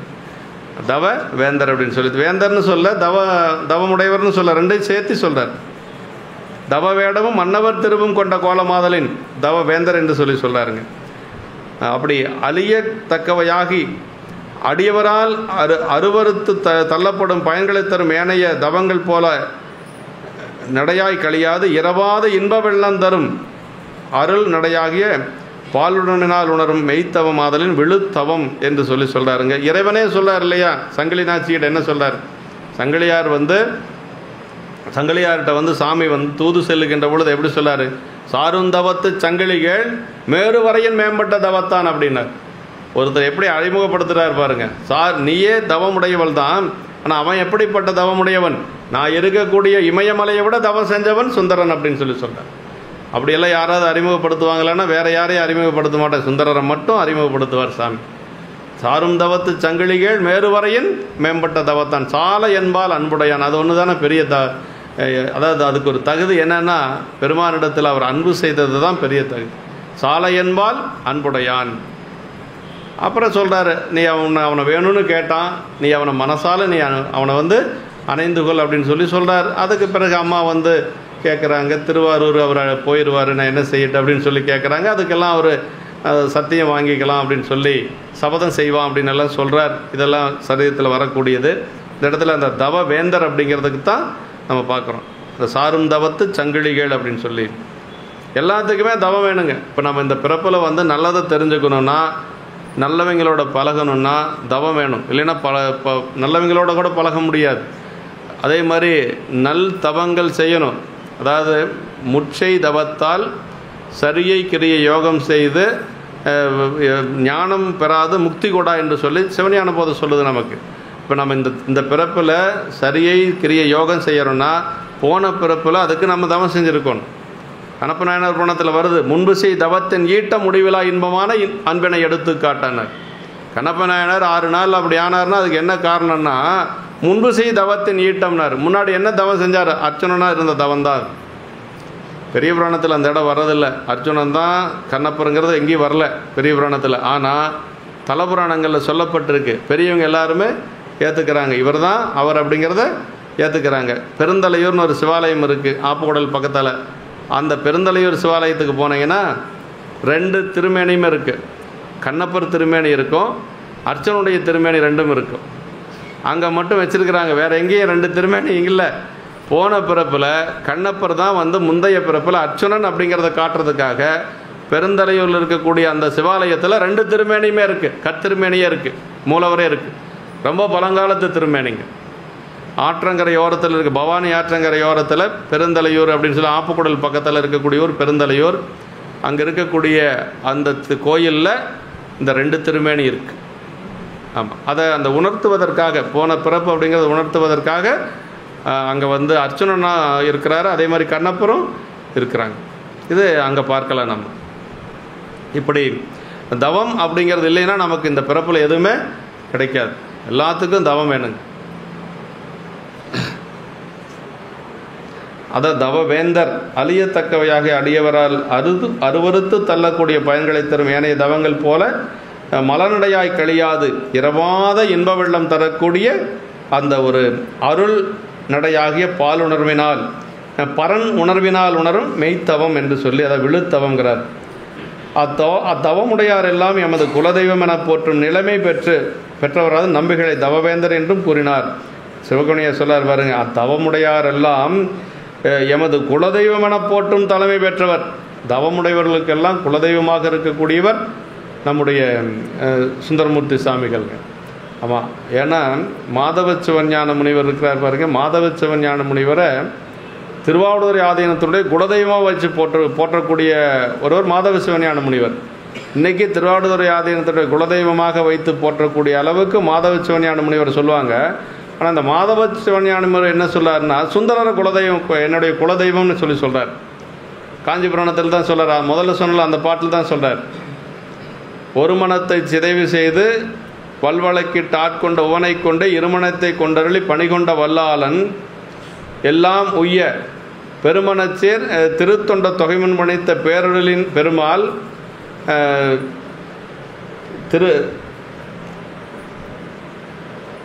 திருத்தொண்ட தொகை கொடுத்த பேரருளின் பெருமாள். கடைசியாக அந்த இதில் என்ன முடியும்னா எமது குலதெய்வமால் அப்படின்னு சொல்லுவார். கடைசியாக எமது குலதெய்வமால் அப்படிம்பார். அவரை சிவஞான முனிவரை எல்லாரும் குலதெய்வமாக கொண்டாடுறாங்க. அந்த சிவஞான முனிவர் யாரை குலதெய்வமாக கொண்டாடுறாருன்னா சுந்தரர். எமது குலதெய்வமால் என்று சொல்லுவார். என்றும் திருமண கோல பெருமாள், அப்புறம் திருத்தொண்ட தொகை கொடுத்த பேரர்களின் பெருமாள், எமது குலதெய்வமால் அப்படின்னு சொல்கிறார். அப்படி எல்லாத்துக்கும் குலதெய்வமாக வைத்து போற்றக்கூடிய தன்மையுடையவர் நம்முடைய தவவேந்தர் என்று சொல்லக்கூடிய சுந்தரர். உள்ளே தவமும் புறத்தே கோலமும் உடையார் என்பார் முலர், தவம் செய்வாரில் தலைமை பெற்றவர் என்று உரைத்தலுமாம் என்று சொல்லி, ஏன்னா இவரையே யோக நிலையில் நிறுத்தி இவருடைய நாமத்தை சொல்லியே ஒருத்தர் பேரடைந்தார், பெருமலை குறும்பநாயனார். அவர் வேற என்ன, நம்பிகளுடைய நாமத்தை சொல்லியே பெருமான் திருவடி அடைந்தவர். அப்போ எவ்வளவு தவம் செஞ்சிருப்பார் இவர். அவர் யோகத்தில் யாரை வச்சிருந்தார் அப்படின்னு சுந்தரர் தான். நம்பி நாமம் நவீன்ற நலத்தால் அப்படின்னார் சேக்கிழ பெருமான். வேற ஒன்றும் செய்யலை. நம்பி நாமம், நம்பி ஆரூரா நம்பி ஆரூரா நம்பி ஆரூரான்னு சொல்லியே திருவடி அடைந்தவர். அதுக்கு பேர் ஆச்சாரிய பஞ்சாக்கரன் பேருங்க.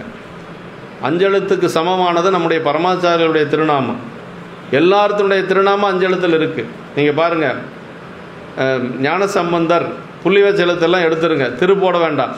புள்ளி வச்ச எடுத்துருங்க. ஞானசம்பந்தர் அஞ்செழுத்து, நாவுக்கரசர் அஞ்செழுத்து, நம்பி ஆரூரர் அஞ்செழுத்து, மணிவாசகர் அஞ்செழுத்து. ஆமாம் ஆமாம், எல்லாமே அஞ்செழுத்தில் இருக்கும். அது எப்படி அவங்க அஞ்செழுத்து வரணும்னா பேர் வச்சாங்க, அப்படியெல்லாம் இல்லை. ஆனால் அதுக்கு பேர் ஆச்சாரிய பஞ்சாக்கரன் பேருங்க. அவங்க பேரை சொன்னாவே நமக்கு அஞ்செழுத்து சொன்ன மாதிரி. அவங்க பேரை சொன்னாவே அப்புதி நாயனார் என்ன செஞ்சார், எல்லாத்துக்கும் திருநாவுக்கரசன் பெயர் வச்சார். திருநாவுக்கரசுங்கிற பெயரை சொல்லியே முக்தி அடைந்தவர் அப்புதி நாயனார். அவர் நாமத்தை சொல்லி பெருமான் திருவடி அடைந்தவர். இப்போ தான் போன வாரத்தில் தான் குரு பூஜை, வெள்ளிக்கிழமை தான் குரு பூஜை. போன வாரம் வெள்ளிக்கிழமை குரு பூஜை. இன்றைக்கி கலிக்கம்ம நாயனார் குரு பூஜை. இன்றைக்கி நம்ம இதில் சைவர் மடத்தில் போட்டிருக்கோம். ஆமாம், இன்னைக்கு கலிக்கம்ம நாயனார் குரு பூஜை. இந்த வாரம் கண்ணப்ப நாயனார் குரு பூஜை சனிக்கிழமை வருது. அடுத்து திங்கக்கிழமை அறிவாள் தாய் நாயனார். தை மாதம் நிறைய குரு பூஜை வருது. இப்படி நமக்கு பெருமான் சுந்தரருடைய திருவடி அவ்வளவு உயர்ந்த ஒரு நிலையில் வைத்து போற்றியிருக்கிறார் நமக்கு பெருமலை குறும்பநாயனார். அதுவும் நம்முடைய சிவபிரகாஷ் சாமிகள் சொல்லுகின்ற பொழுது என்ன சொல்றாருன்னா, அறிந்து செல்வமுடையானாம் அழகைப்பதியை தோழமை கொண்டு உறழ்ந்த கல்வியுடையான ஒருவன் வேண்டுமென இருந்து துறந்த முனிவர்களும் பறவை துணைவான் என்னை தோழமை கொண்டான் சிறந்த அறிவு உடைவாய்த்தகளும் நுதல்கண் பெருமானே என்று சொல்லி சிவபிரகாஷ் சாமிகள் நால்வர் நான்மணி மாலையில் சொல்கிறார். அறிந்து செல்வமுடையானாம் அழகைப்பதியை தோழமை கொண்டுனார். சாமிக்கு குபேரன் ஒரு தோழன், அலகாபுரியில் இருக்கக்கூடிய குபேரன் ஒரு தோழர். சரி, நல்ல செல்வ செழிப்புள்ள ஒருத்தன் தோழனாக இருக்கிறான், போதும். நல்ல அறிவில் சிறந்த ஒருத்தர் தோழனாக வேணும்னு நினச்சாராம் யார், சாமி. ரொம்ப நாளாக காத்துட்டு இருந்தாராம். அதுக்காக சுந்தரர் வந்த முன்னாடி டக்குன்னு பிடிச்சிட்டாராம். அப்படின்ட்டு அவர் சொல்கிறார் சிவபிரகாஷ் சாமிகள். அறிந்து செல்வமுடையானாம் அழகைப்பதியை தோழமை கொண்டு உறழ்ந்த கல்வியுடையான ஒருவன் வேண்டுமென இருந்துன்னாரு பாருங்க. அதான் ரொம்ப முக்கியம். இருந்துன்னா ரொம்ப நேரம் ரொம்ப நாளாக காத்துட்டு இருந்தாராம் சிவபெருமான். இருந்து அந்த இடத்த பேராசிரியர் வையாபுரியார் ரொம்ப நல்லா சொல்லுவார். இருந்து அப்படிம்பார். வேண்டுமென இருந்து, உறழ்ந்த கல்வியுடையான ஒருவன் வேண்டுமென இருந்து துறந்த முனிவர்களும் பறவை துணைவானார். முனிவர்கள்லாம் வணங்கக்கூடிய பெருமை பெற்றவர். ஆனால் பறவை நாச்சியாருடைய கணவரான். என்னங்க, ஒரு கணவர் ஒரு குடும்பத்தில் இருந்தவர் 2 மனைவியை திருமணம் செய்து குடும்பத்தில் இருந்தவர் முனிவர் வணங்கியிருக்கிறாங்க. பெருமலை குறும்பர் என்னும் பரம யோகிம்பர். பெருமலை குறும்பனானார் யோகி, அவர் திருமணம் கிடையாது. அவர் சுந்தரர் 2 திருமணம் செஞ்ச சுந்தரரை வணங்கி திருவடி பேர் அடைகிறார். அதே மாதிரி உபமன்ய முனிவர் திருமணம் கிடையாது. வியாக்கரபாதருடைய மகனாக இருக்கக்கூடிய உபமன்ய முனிவர், அவர் இவருடைய திருவடி வணங்குறார் இல்லையா? சம்புவின் அடித்தாமரை போதலால் எம்பிரான் இறைஞ்சா இகுது என் திருமலை சிறப்பில். சாமி, நீங்கள் சிவபெருமானை தவிர யாரையும் வணங்க மாட்டீங்களே, இந்த ஜோதியை பார்த்து வணங்குறதுக்கு என்ன காரணம் மாணவர்கள் கேட்குறாங்க. அதுக்கு அவர் சொல்லார், தம்பிரானை தன் உள்ளம் தள்ளியவன் நம்பி யார் ஒரு நாம் தொழும் தன்மையன் அப்படின்னார். அவருக்கு ஒரே ஒரு தகுதி என்னென்னா, சிவபெருமானுடைய திருவடியை உள்ளுக்குள்ளே வச்சு அப்படியே வருடிட்டே இருப்பார். எப்பொழுதும் சிவபெருமான் திருவடி உள்ளுக்குள்ளேயே இருக்குமா சுந்தரருக்கு. ஒரே தகுதி அதுதான். நமக்கு இருக்கிறதுலே பெரிய தகுதி என்னென்னா, பெருமானிடத்தில் நம்ம எவ்வளோ அன்பு வச்சுருக்கிறோம் அப்படிங்கிறது தான் பெரிய தகுதி. பெரிய பூஜை பண்ணுறது, இப்போ புராணம் சொல்கிறது, சைவ சித்தாந்தம் சொல்கிறதெல்லாம் தகுதி கிடையாது. அதெல்லாம் ஒரு தகுதிங்களா? ஒன்றும் கிடையாது. இறைவனுடைய திருவடியை எவ்வளவு தூரம் நம்ம அன்பு செய்கிறோம் அப்படிங்கிறது தான் தகுதி. அதான் சொல்கிறாங்க, தம்பிரானை தன் உள்ளம் தள்ளியவன் நம்பி யாரூரன் நாம் தரும் தன்மை என்ன. யாரு எல்லாம் துறந்த முனிவர் சொல்லார். பெரிய புராணத்தினுடைய ஆரம்பமே பெரிய புரட்சி. ஒரு பெரிய முனிவர், திருமணமே செய்து கொள்ளாத ஒரு பெரிய முனிவர் கைலாயத்தில் இருக்கிறார். 2 திருமணம் செஞ்சு மேலே போயிட்டு இருக்கிறார் சுந்தரர். அப்படி வெள்ளை யானையில் மேலே போயிட்டு இருக்கிறார். அந்த ஒளி எப்படி, அந்த 1000 ஞாயிறு போன்றது ஒரு பேரொழினார். அந்த ஒளி எப்படி தெரியுன்னா, அப்படியே பெரிய சூரிய ஒளி மாதிரி தெரியுது, பிரகாசமாக தெரியுது. அதை பார்த்து வணங்குறாரு. இப்போ 2 திருமணம் செஞ்ச ஒருத்தரை ஒன்றுமே திருமணமே செய்யாத ஒரு துறவி வணங்குறாருன்னா, அப்போ சேக்கிழ பெருமான் எங்கே கொண்டு போகிறார் பாருங்கள். வழிபாடு செய்வதற்கு திருமணம் என்பது ஒரு தடை அல்ல. பெருமானிடத்தில் நம்ம எவ்வளோ அன்பு வச்சுருக்கிறோங்கிறது தான் கணக்கு. திருமணமே செய்யாதிருந்தால் போதும் அப்படிங்கிறதெல்லாம் ஒன்றும் கணக்கு இல்லை. நீங்கள் திருமணம் செஞ்சுக்கலாம், மனைவியோட குழந்தைகளோட மகிழ்ச்சியாக இருக்கலாம். பெருமானிடத்தில் நீங்கள் செய்யக்கூடிய அன்பு தான் கணக்கு. வேறு திருமணமே செய்யலை, நான் துறவியாக இருக்கிறேன்னு சொல்லிட்டு பெருமானை நினைக்காத, பெருமானிடத்தில் உண்மையான அன்பு இல்லாமல் இருந்தால் ஒரு பயனும் இல்லை. திருமணம் செஞ்சுக்குங்க, யார் வேண்டாங்கிறா? மண்ணில் நல்ல வண்ணம் வாழலாம் சைவம் சொல்லுது. ஞானசம்பந்த பெருமான் சொல்லாரு, என்றும் இன்பம் தலைக்கு இருக்கலாம். திருவேற்கள தேவாரத்தில் அப்பர் சாமி சொல்கிறார், என்றும் இன்பம் தலைக்கு இருக்கலாம். சுடுவாரில் போய் துணி இல்லாத படுத்து கிடக்க சொல்லலை, தன்னுடைய முடியை தானே பிடுங்கிக்க சொல்லலை. சைவம் எதையுமே நம்ம வற்புறுத்தி சொல்லலை. நம்ம இருக்கிற நிலையிலிருந்தே பெருமான வழிபாடு செஞ்சால் போதும். அதுக்காக நம்ம எதையும் துறக்கணுங்கிற அவசியம் இல்லை. விரதங்களால் வாடி ஞானம் என்னாவது சொல்கிறாரு ஞானசம்பந்த பெருமான் சொல்கிறார். விரதங்களால் வாடி ஞானம் என்னாவதுன்னார். விரதம் இருந்தால் போதும் ஐயா, விரதம் இருந்தால் ஞானம் போயிருங்கிறார். இருக்கிற ஞானமும் சேர்ந்து போயிருங்கிறார். உடல் பற்று தான் நமக்கு ஒரு பசிக்குதுன்னு பெருமானை வணங்க முடியாது. அளவான உணவு எடுத்துக்குங்க, அளவான உணவு எடுத்து பெருமான வழிபாடு செய்யணும். விரதங்களால் வாடி ஞானம் என்னாவது. திரு வலஞ்சொலி சென்று இசையோடு பாடவல்லார் அடி சேர்வது ஞானம் ஞானமேன்னார். திரு வலஞ்சொலி போய் அங்கெல்லாம் பார்த்தீங்கன்னா பண்ணோட பாடிட்டு இருப்பாங்க. அவங்க திருவடி வணங்கினாவே ஞானம் கிடைக்குன்றார். நீங்கள் கொஞ்சம் பாடக்கூட வேண்டாம், பாடிட்டு இருக்கிறவங்களை திருவடி வணங்கினாவே ஞானம் கிடைக்கின்றார். விரதங்கள் எல்லாம் ஒன்றும் தேவையில்லை அப்படிங்கிறார். அதனால் பெருமானிடத்தில் செய்யக்கூடிய அன்பு அதான். நாயகன் சேவடி தைவரும் சிந்தையும் நைந்துருகி பாய்வது போல அன்பு நெறி புலிகண்ணும் அப்பர் சாமியில் சொல்கிறார் சேக்கிழ பெருமான். நாயகன் நாயகி பாவனையில் அவர் வழிபாடு செய்வாராம். அப்பர் சாமிகள் நாயகி, சிவபெருமான் நாயகன். முன்னம் அவனுடைய நாமம் கேட்டால், மூர்த்தி அவனருக்கு வண்ணம் கேட்டால், பின்னை அவனுடைய ஆரூர் கேட்டால், பெயர்த்தும் அவனுக்கு பிச்சையானால், தன்னை மறந்தால் தன் நாமம் கேட்டால், தலைப்பட்டால் நங்கை தலைவன் தாளே. அப்படின்னா என்ன அர்த்தம்னா, பெருமான் மீது கொண்ட அன்பு அவ்வளோ அன்பு அதுதான் நிற்கும். நாவுக்கரசு பெருமானை வணங்கினா சாமியை என்னென்ன வணங்கணுமோ அத்தனையும் நமக்கு கிடைக்கும். 11ஆம் திருமுறையில் சொல்கிறார் நம்பியாண்டார் நம்பிகள் சொல்கிறார். பதிகம் 7-700 பகரும் மாகவி யோகி பரசு நாவரசான பரமகாரண ஈசன் அதிகை மாநகர் மேவி அருளினால் அமன் செய் மூடர்கள் செய்யும் வாதைகள் தீரும் அனகன் வார்கழல் சூடின் சொல்கிறார் பாருங்க. அனகன் வார்கழல் சூடின் நாவுக்கரசருடைய திருவடி மேலே சூட்டிட்டோன்னா, அனகன் வார்கழல் சூடி நிதியராகுவர், சீர்மையுடையராகுவர், வாய்மை நெறியராகுவர், பாவம் வெறியராகுவர், சீர்மை பாவம் வெறியராகுவர், சால மதியராகுவர், ஈசன் அடியராகுவர், பாரில் மனிதரானவர் தாமே. உலகத்தில் மனுஷனாக பிறந்தவன் என்னென்ன கிடைக்கணுமோ அத்தனையும் கிடைக்குமா? நாவுக்கரசருடைய திருவடியை நம்ம தலை மேலே வச்சுட்டோம்னா என்ன கஷ்டம் நம்மளுக்கு? நாவுக்கரசர் திருவடியை வச்சுக்கிறதுக்கு கைலாயமாக உங்களை போக சொல்கிறாங்க. இருக்கிற இடத்துலேருந்து நாவுக்கரசு நாவுக்கரசு நாவுக்கரசுன்னு தலை மேலே திருவடியை வச்சு வணங்குறதுக்கு என்ன கஷ்டம் நம்மளுக்கு? நிதியராகவர், சீர்மை உடையராகவர், வாய்மை நெறியராகவர், பாவம் வெறியராகவர், சால மதியராகவர், ஈசன் அடியராகவர், பாரில் மனிதரானவர் தாமேன்னார். எல்லாமே கிடைக்கும். ஒரு பெருமானை வழிபாடு செஞ்சால் என்ன கிடைக்குமோ அத்தனையும் பரமாச்சாரியர் வழிபாடு செஞ்சால் கிடைக்கும். நாவுக்கரசு பெருமான் திருவடியை வணங்கி திருவதிக்குள்ளே போகாதனால சுந்தரருக்கு என்ன கிடைச்சது? திருவடி கிடைச்சது, பெருமானுடைய திருவடி கிடைச்சது இல்லையா சித்தவட மடத்தில். அதே மாதிரி ஞானசம்பந்த பெருமான் திருவடியை வணங்கி உள்ளே போகாதனால கைலை காட்சி கிடைச்சது. காதில் வெண் குளையனை கடுமள வழங்கார் கண்டு கொண்டேனே அப்படின்னு பாடினார்கள். சாதலும் பிறத்தலும் தவிர்த்தனை வகுத்தன்று சொல்லி அந்த பதிகத்தில் சொல்கிறார். அப்படின்னா நம்மளுடைய அருளாளர்களுடைய திருவடி அவ்வளவு உயர்ந்தது. தான் இங்கே தவவேந்தர் அப்படின்னு சொல்லி சொல்கிறார். பெருமலை குருமநாயனர் பெரிய யோகி. அவர் நம்பிகளுடைய திருவடியை வணங்கி நம்பிகளுக்கு முந்தின நாளே கைலாயம் போயிடுறாரு. முந்தின நாள் நம்பிகளுக்கே தெரியாது நாம் நாளை கைலாயம் போவோங்கிறது. நம்பிகளுக்கே தெரியாத ஒரு ரகசியத்தை அவர் தெரிஞ்சிருக்கிறார். நம்பிகளுக்கு தெரிஞ்சிருந்தா அவர் என்ன செஞ்சிருப்பார்? சேரமான் பெருமானாயன ஏப்பா வந்துரு, நாளைக்கு நான் கைலாயம் போவேன், அதே யானையில் நீயும் பின்னாடி ஏறி உட்காந்துக்க அப்படின்னு கூட்டிகிட்டு போயிருப்பார்ல. அப்படியெல்லாம் தெரியாது அவருக்கு. அங்கே போய் நின்று வெறுத்தேன் மனை வாழ்க்கை விட்டொழிந்தேன்னு பாடினார். சாமி அங்கேருந்து வெள்ளானை அனுப்புனார். தேவர்கள்லாம் வந்தாங்க, மேலே தூக்கி வச்சாங்க.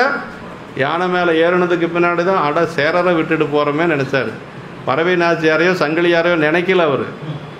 நம்ம யாரையெல்லாம் நினைப்போம், பேரம் பேத்தி ஒன்றை கூட விட மாட்டான். அவர் மனைவியை கூட 2 பேர்த்தையும் நினைக்கல. ஆமாம், யாரையும் நினைக்கல.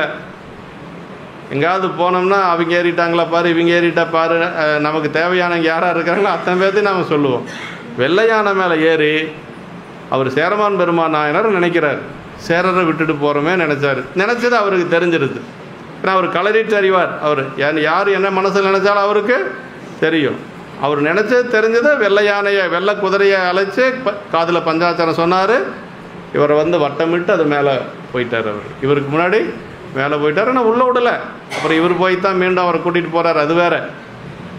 அதான் எதுக்குன்னா அந்த பற்று இல்லாமல் இருக்கக்கூடிய நிலை சுந்தரருக்கு எப்படி வந்தது அப்படின்னா அதுதான் பெரிய. 2 பெண்களும் எப்படிப்பட்ட பெண்கள் அப்படின்னா தேவலோக பெண்கள் இல்லைங்களா? இல்லை, தேவலோக பெண்கள் 2 பேர் மனைவியாக இருந்தாலும் கூட அவங்களெல்லாம் மறந்து இந்த பற்றற்ற நிலையில் இருந்தவர் நம்முடைய சுந்தரர். அதுதான் பெரிய சிறப்பு. தெய்வமணி புற்று அப்படின்னார். துறந்த முனிவர்களும் பறவை துணைவா நினை தோழமை கொண்டான் சிறந்த அறிவு உடிவாய்த்துகளும் நுதல்கண் பெருமானினர். அறிவுள்ள ஒருத்தன் துணைவராக நண்பனாக வேணும்னு நினைச்சாராம் சாமி. ஆனால் நினைச்ச சாமி எப்படிப்பட்டவர்? அவரே அறிவு வடிவமாக இருக்கக்கூடியவர் அப்படின்னு சொல்கிறார் சிவபிரகாஷ் சாமி சொல்கிறார். ஆமாம், இப்படியெல்லாம் மணி தெய்வம் உள்ள புற்று என்று சொல்லி தவமுடையவர்கள் எல்லோரும் குலதெய்வம் என்று போற்ற பெறும் தவவேந்தர் நம்பிகள் என்று சொல்லி சொன்னார்கள். திளைத்து மகிழ்வோடும் அப்படின்னார். அப்படின்னா திளைத்தல், இன்பத்திலே மூழ்குதல். அப்போது யான் மகிழ்கின்றேன் என்ற உணர்ச்சி உண்டாகாது, அதன் பின் அது உணரப்பெற்ற மகிழ்ச்சியை விளைவிக்கும் ஆதலின் என்று சொல்லி சொன்னார். இவ்வாழ்வு பல நாளும் நிகழ்ந்து வருகின்றதாதலின் நிகழ்காலத்தில் செல்லா நின்றார். அப்படின்னா இது தொடர்ந்து பல நாள் நிகழ்றதுனால சொல்லார். இப்போ நம்பிகளை பற்றி சொல்லிட்டார். நம்பிகள் எவ்வளவு பெருமானிடத்தில் அன்பு வைத்தவர், எவ்வளவு தவமுடையவர் அப்படின்னு சொல்லிட்டார். அடுத்துன்னு பறவைநாச்சியாரை பற்றி சொல்ல போகிறார். ஏன்னா 2 பேர்த்தையும் சொல்லி அப்புறம் 2 பேரும் ஒருத்தருக்கு ஒருத்தர் பார்க்கறத சொல்லி அந்த திருமணத்தை வரைக்கும் நல்ல சிறப்பாக கொண்டு அழகாக இருக்கு. அவர் பார்க்குற அம்மாவை பற்றி சொல்லுகின்ற பொழுது பெரிய ரொம்ப உயர்வாக சொல்வார். பறவைநாச்சியாரை பற்றி சொல்லுகின்ற பொழுது 9 தரத்திற்கும் சேர்வர் யார்? அப்படி தேவர்கள் கூட நெருங்க முடியாது. இந்த அம்மாவை பற்றி பெண்கள் சொல்லுவாங்க, தோழிகள் சொல்லுவாங்க, தேவர்கள் கூட நெருங்க முடியாது. ஆனால் சுந்தரருக்கு அந்த பெண் தான் மனைவியாக வரப்போகிறாங்க அப்படிங்கிறது அவ்வளவு பெருமையுடைய பெண்ணாக சொல்லி அதற்கு பிறகு 2 பேரும் சந்திக்கிறதெல்லாம் நமக்கு அடுத்த வாரம் நம்ம சிந்திக்கலாம். இந்த அளவுக்கு நாம் இன்று நிறைவு செஞ்சுக்கலாம். என்றும் இன்பம் பெருகும் இயல்பினால் ஒன்று காதலி துள்ளமும் மொங்கிட மன்றுளார் அடியாரவர் வான்புகள் நின்றதெங்கும் நிலவி உலகலாம் வான்முகில் வளாது பெய்க மலிவளம் சுரக்க மன்னன் கோன்முறை அரசு செய்க குறைவிலாது உயிர்கள் வாழ்க நான்மறை அறங்கள் ஒங்க நற்றவம் வெள்ளிமல்க மேன்மைகுள் சைவநீதி விளங்குக உலகமெல்லாம் மேன்மைகுள் சைவநீதி விளங்குக உலகமெல்லாம் மேன்மைகுள் சைவநீதி விளங்கும்.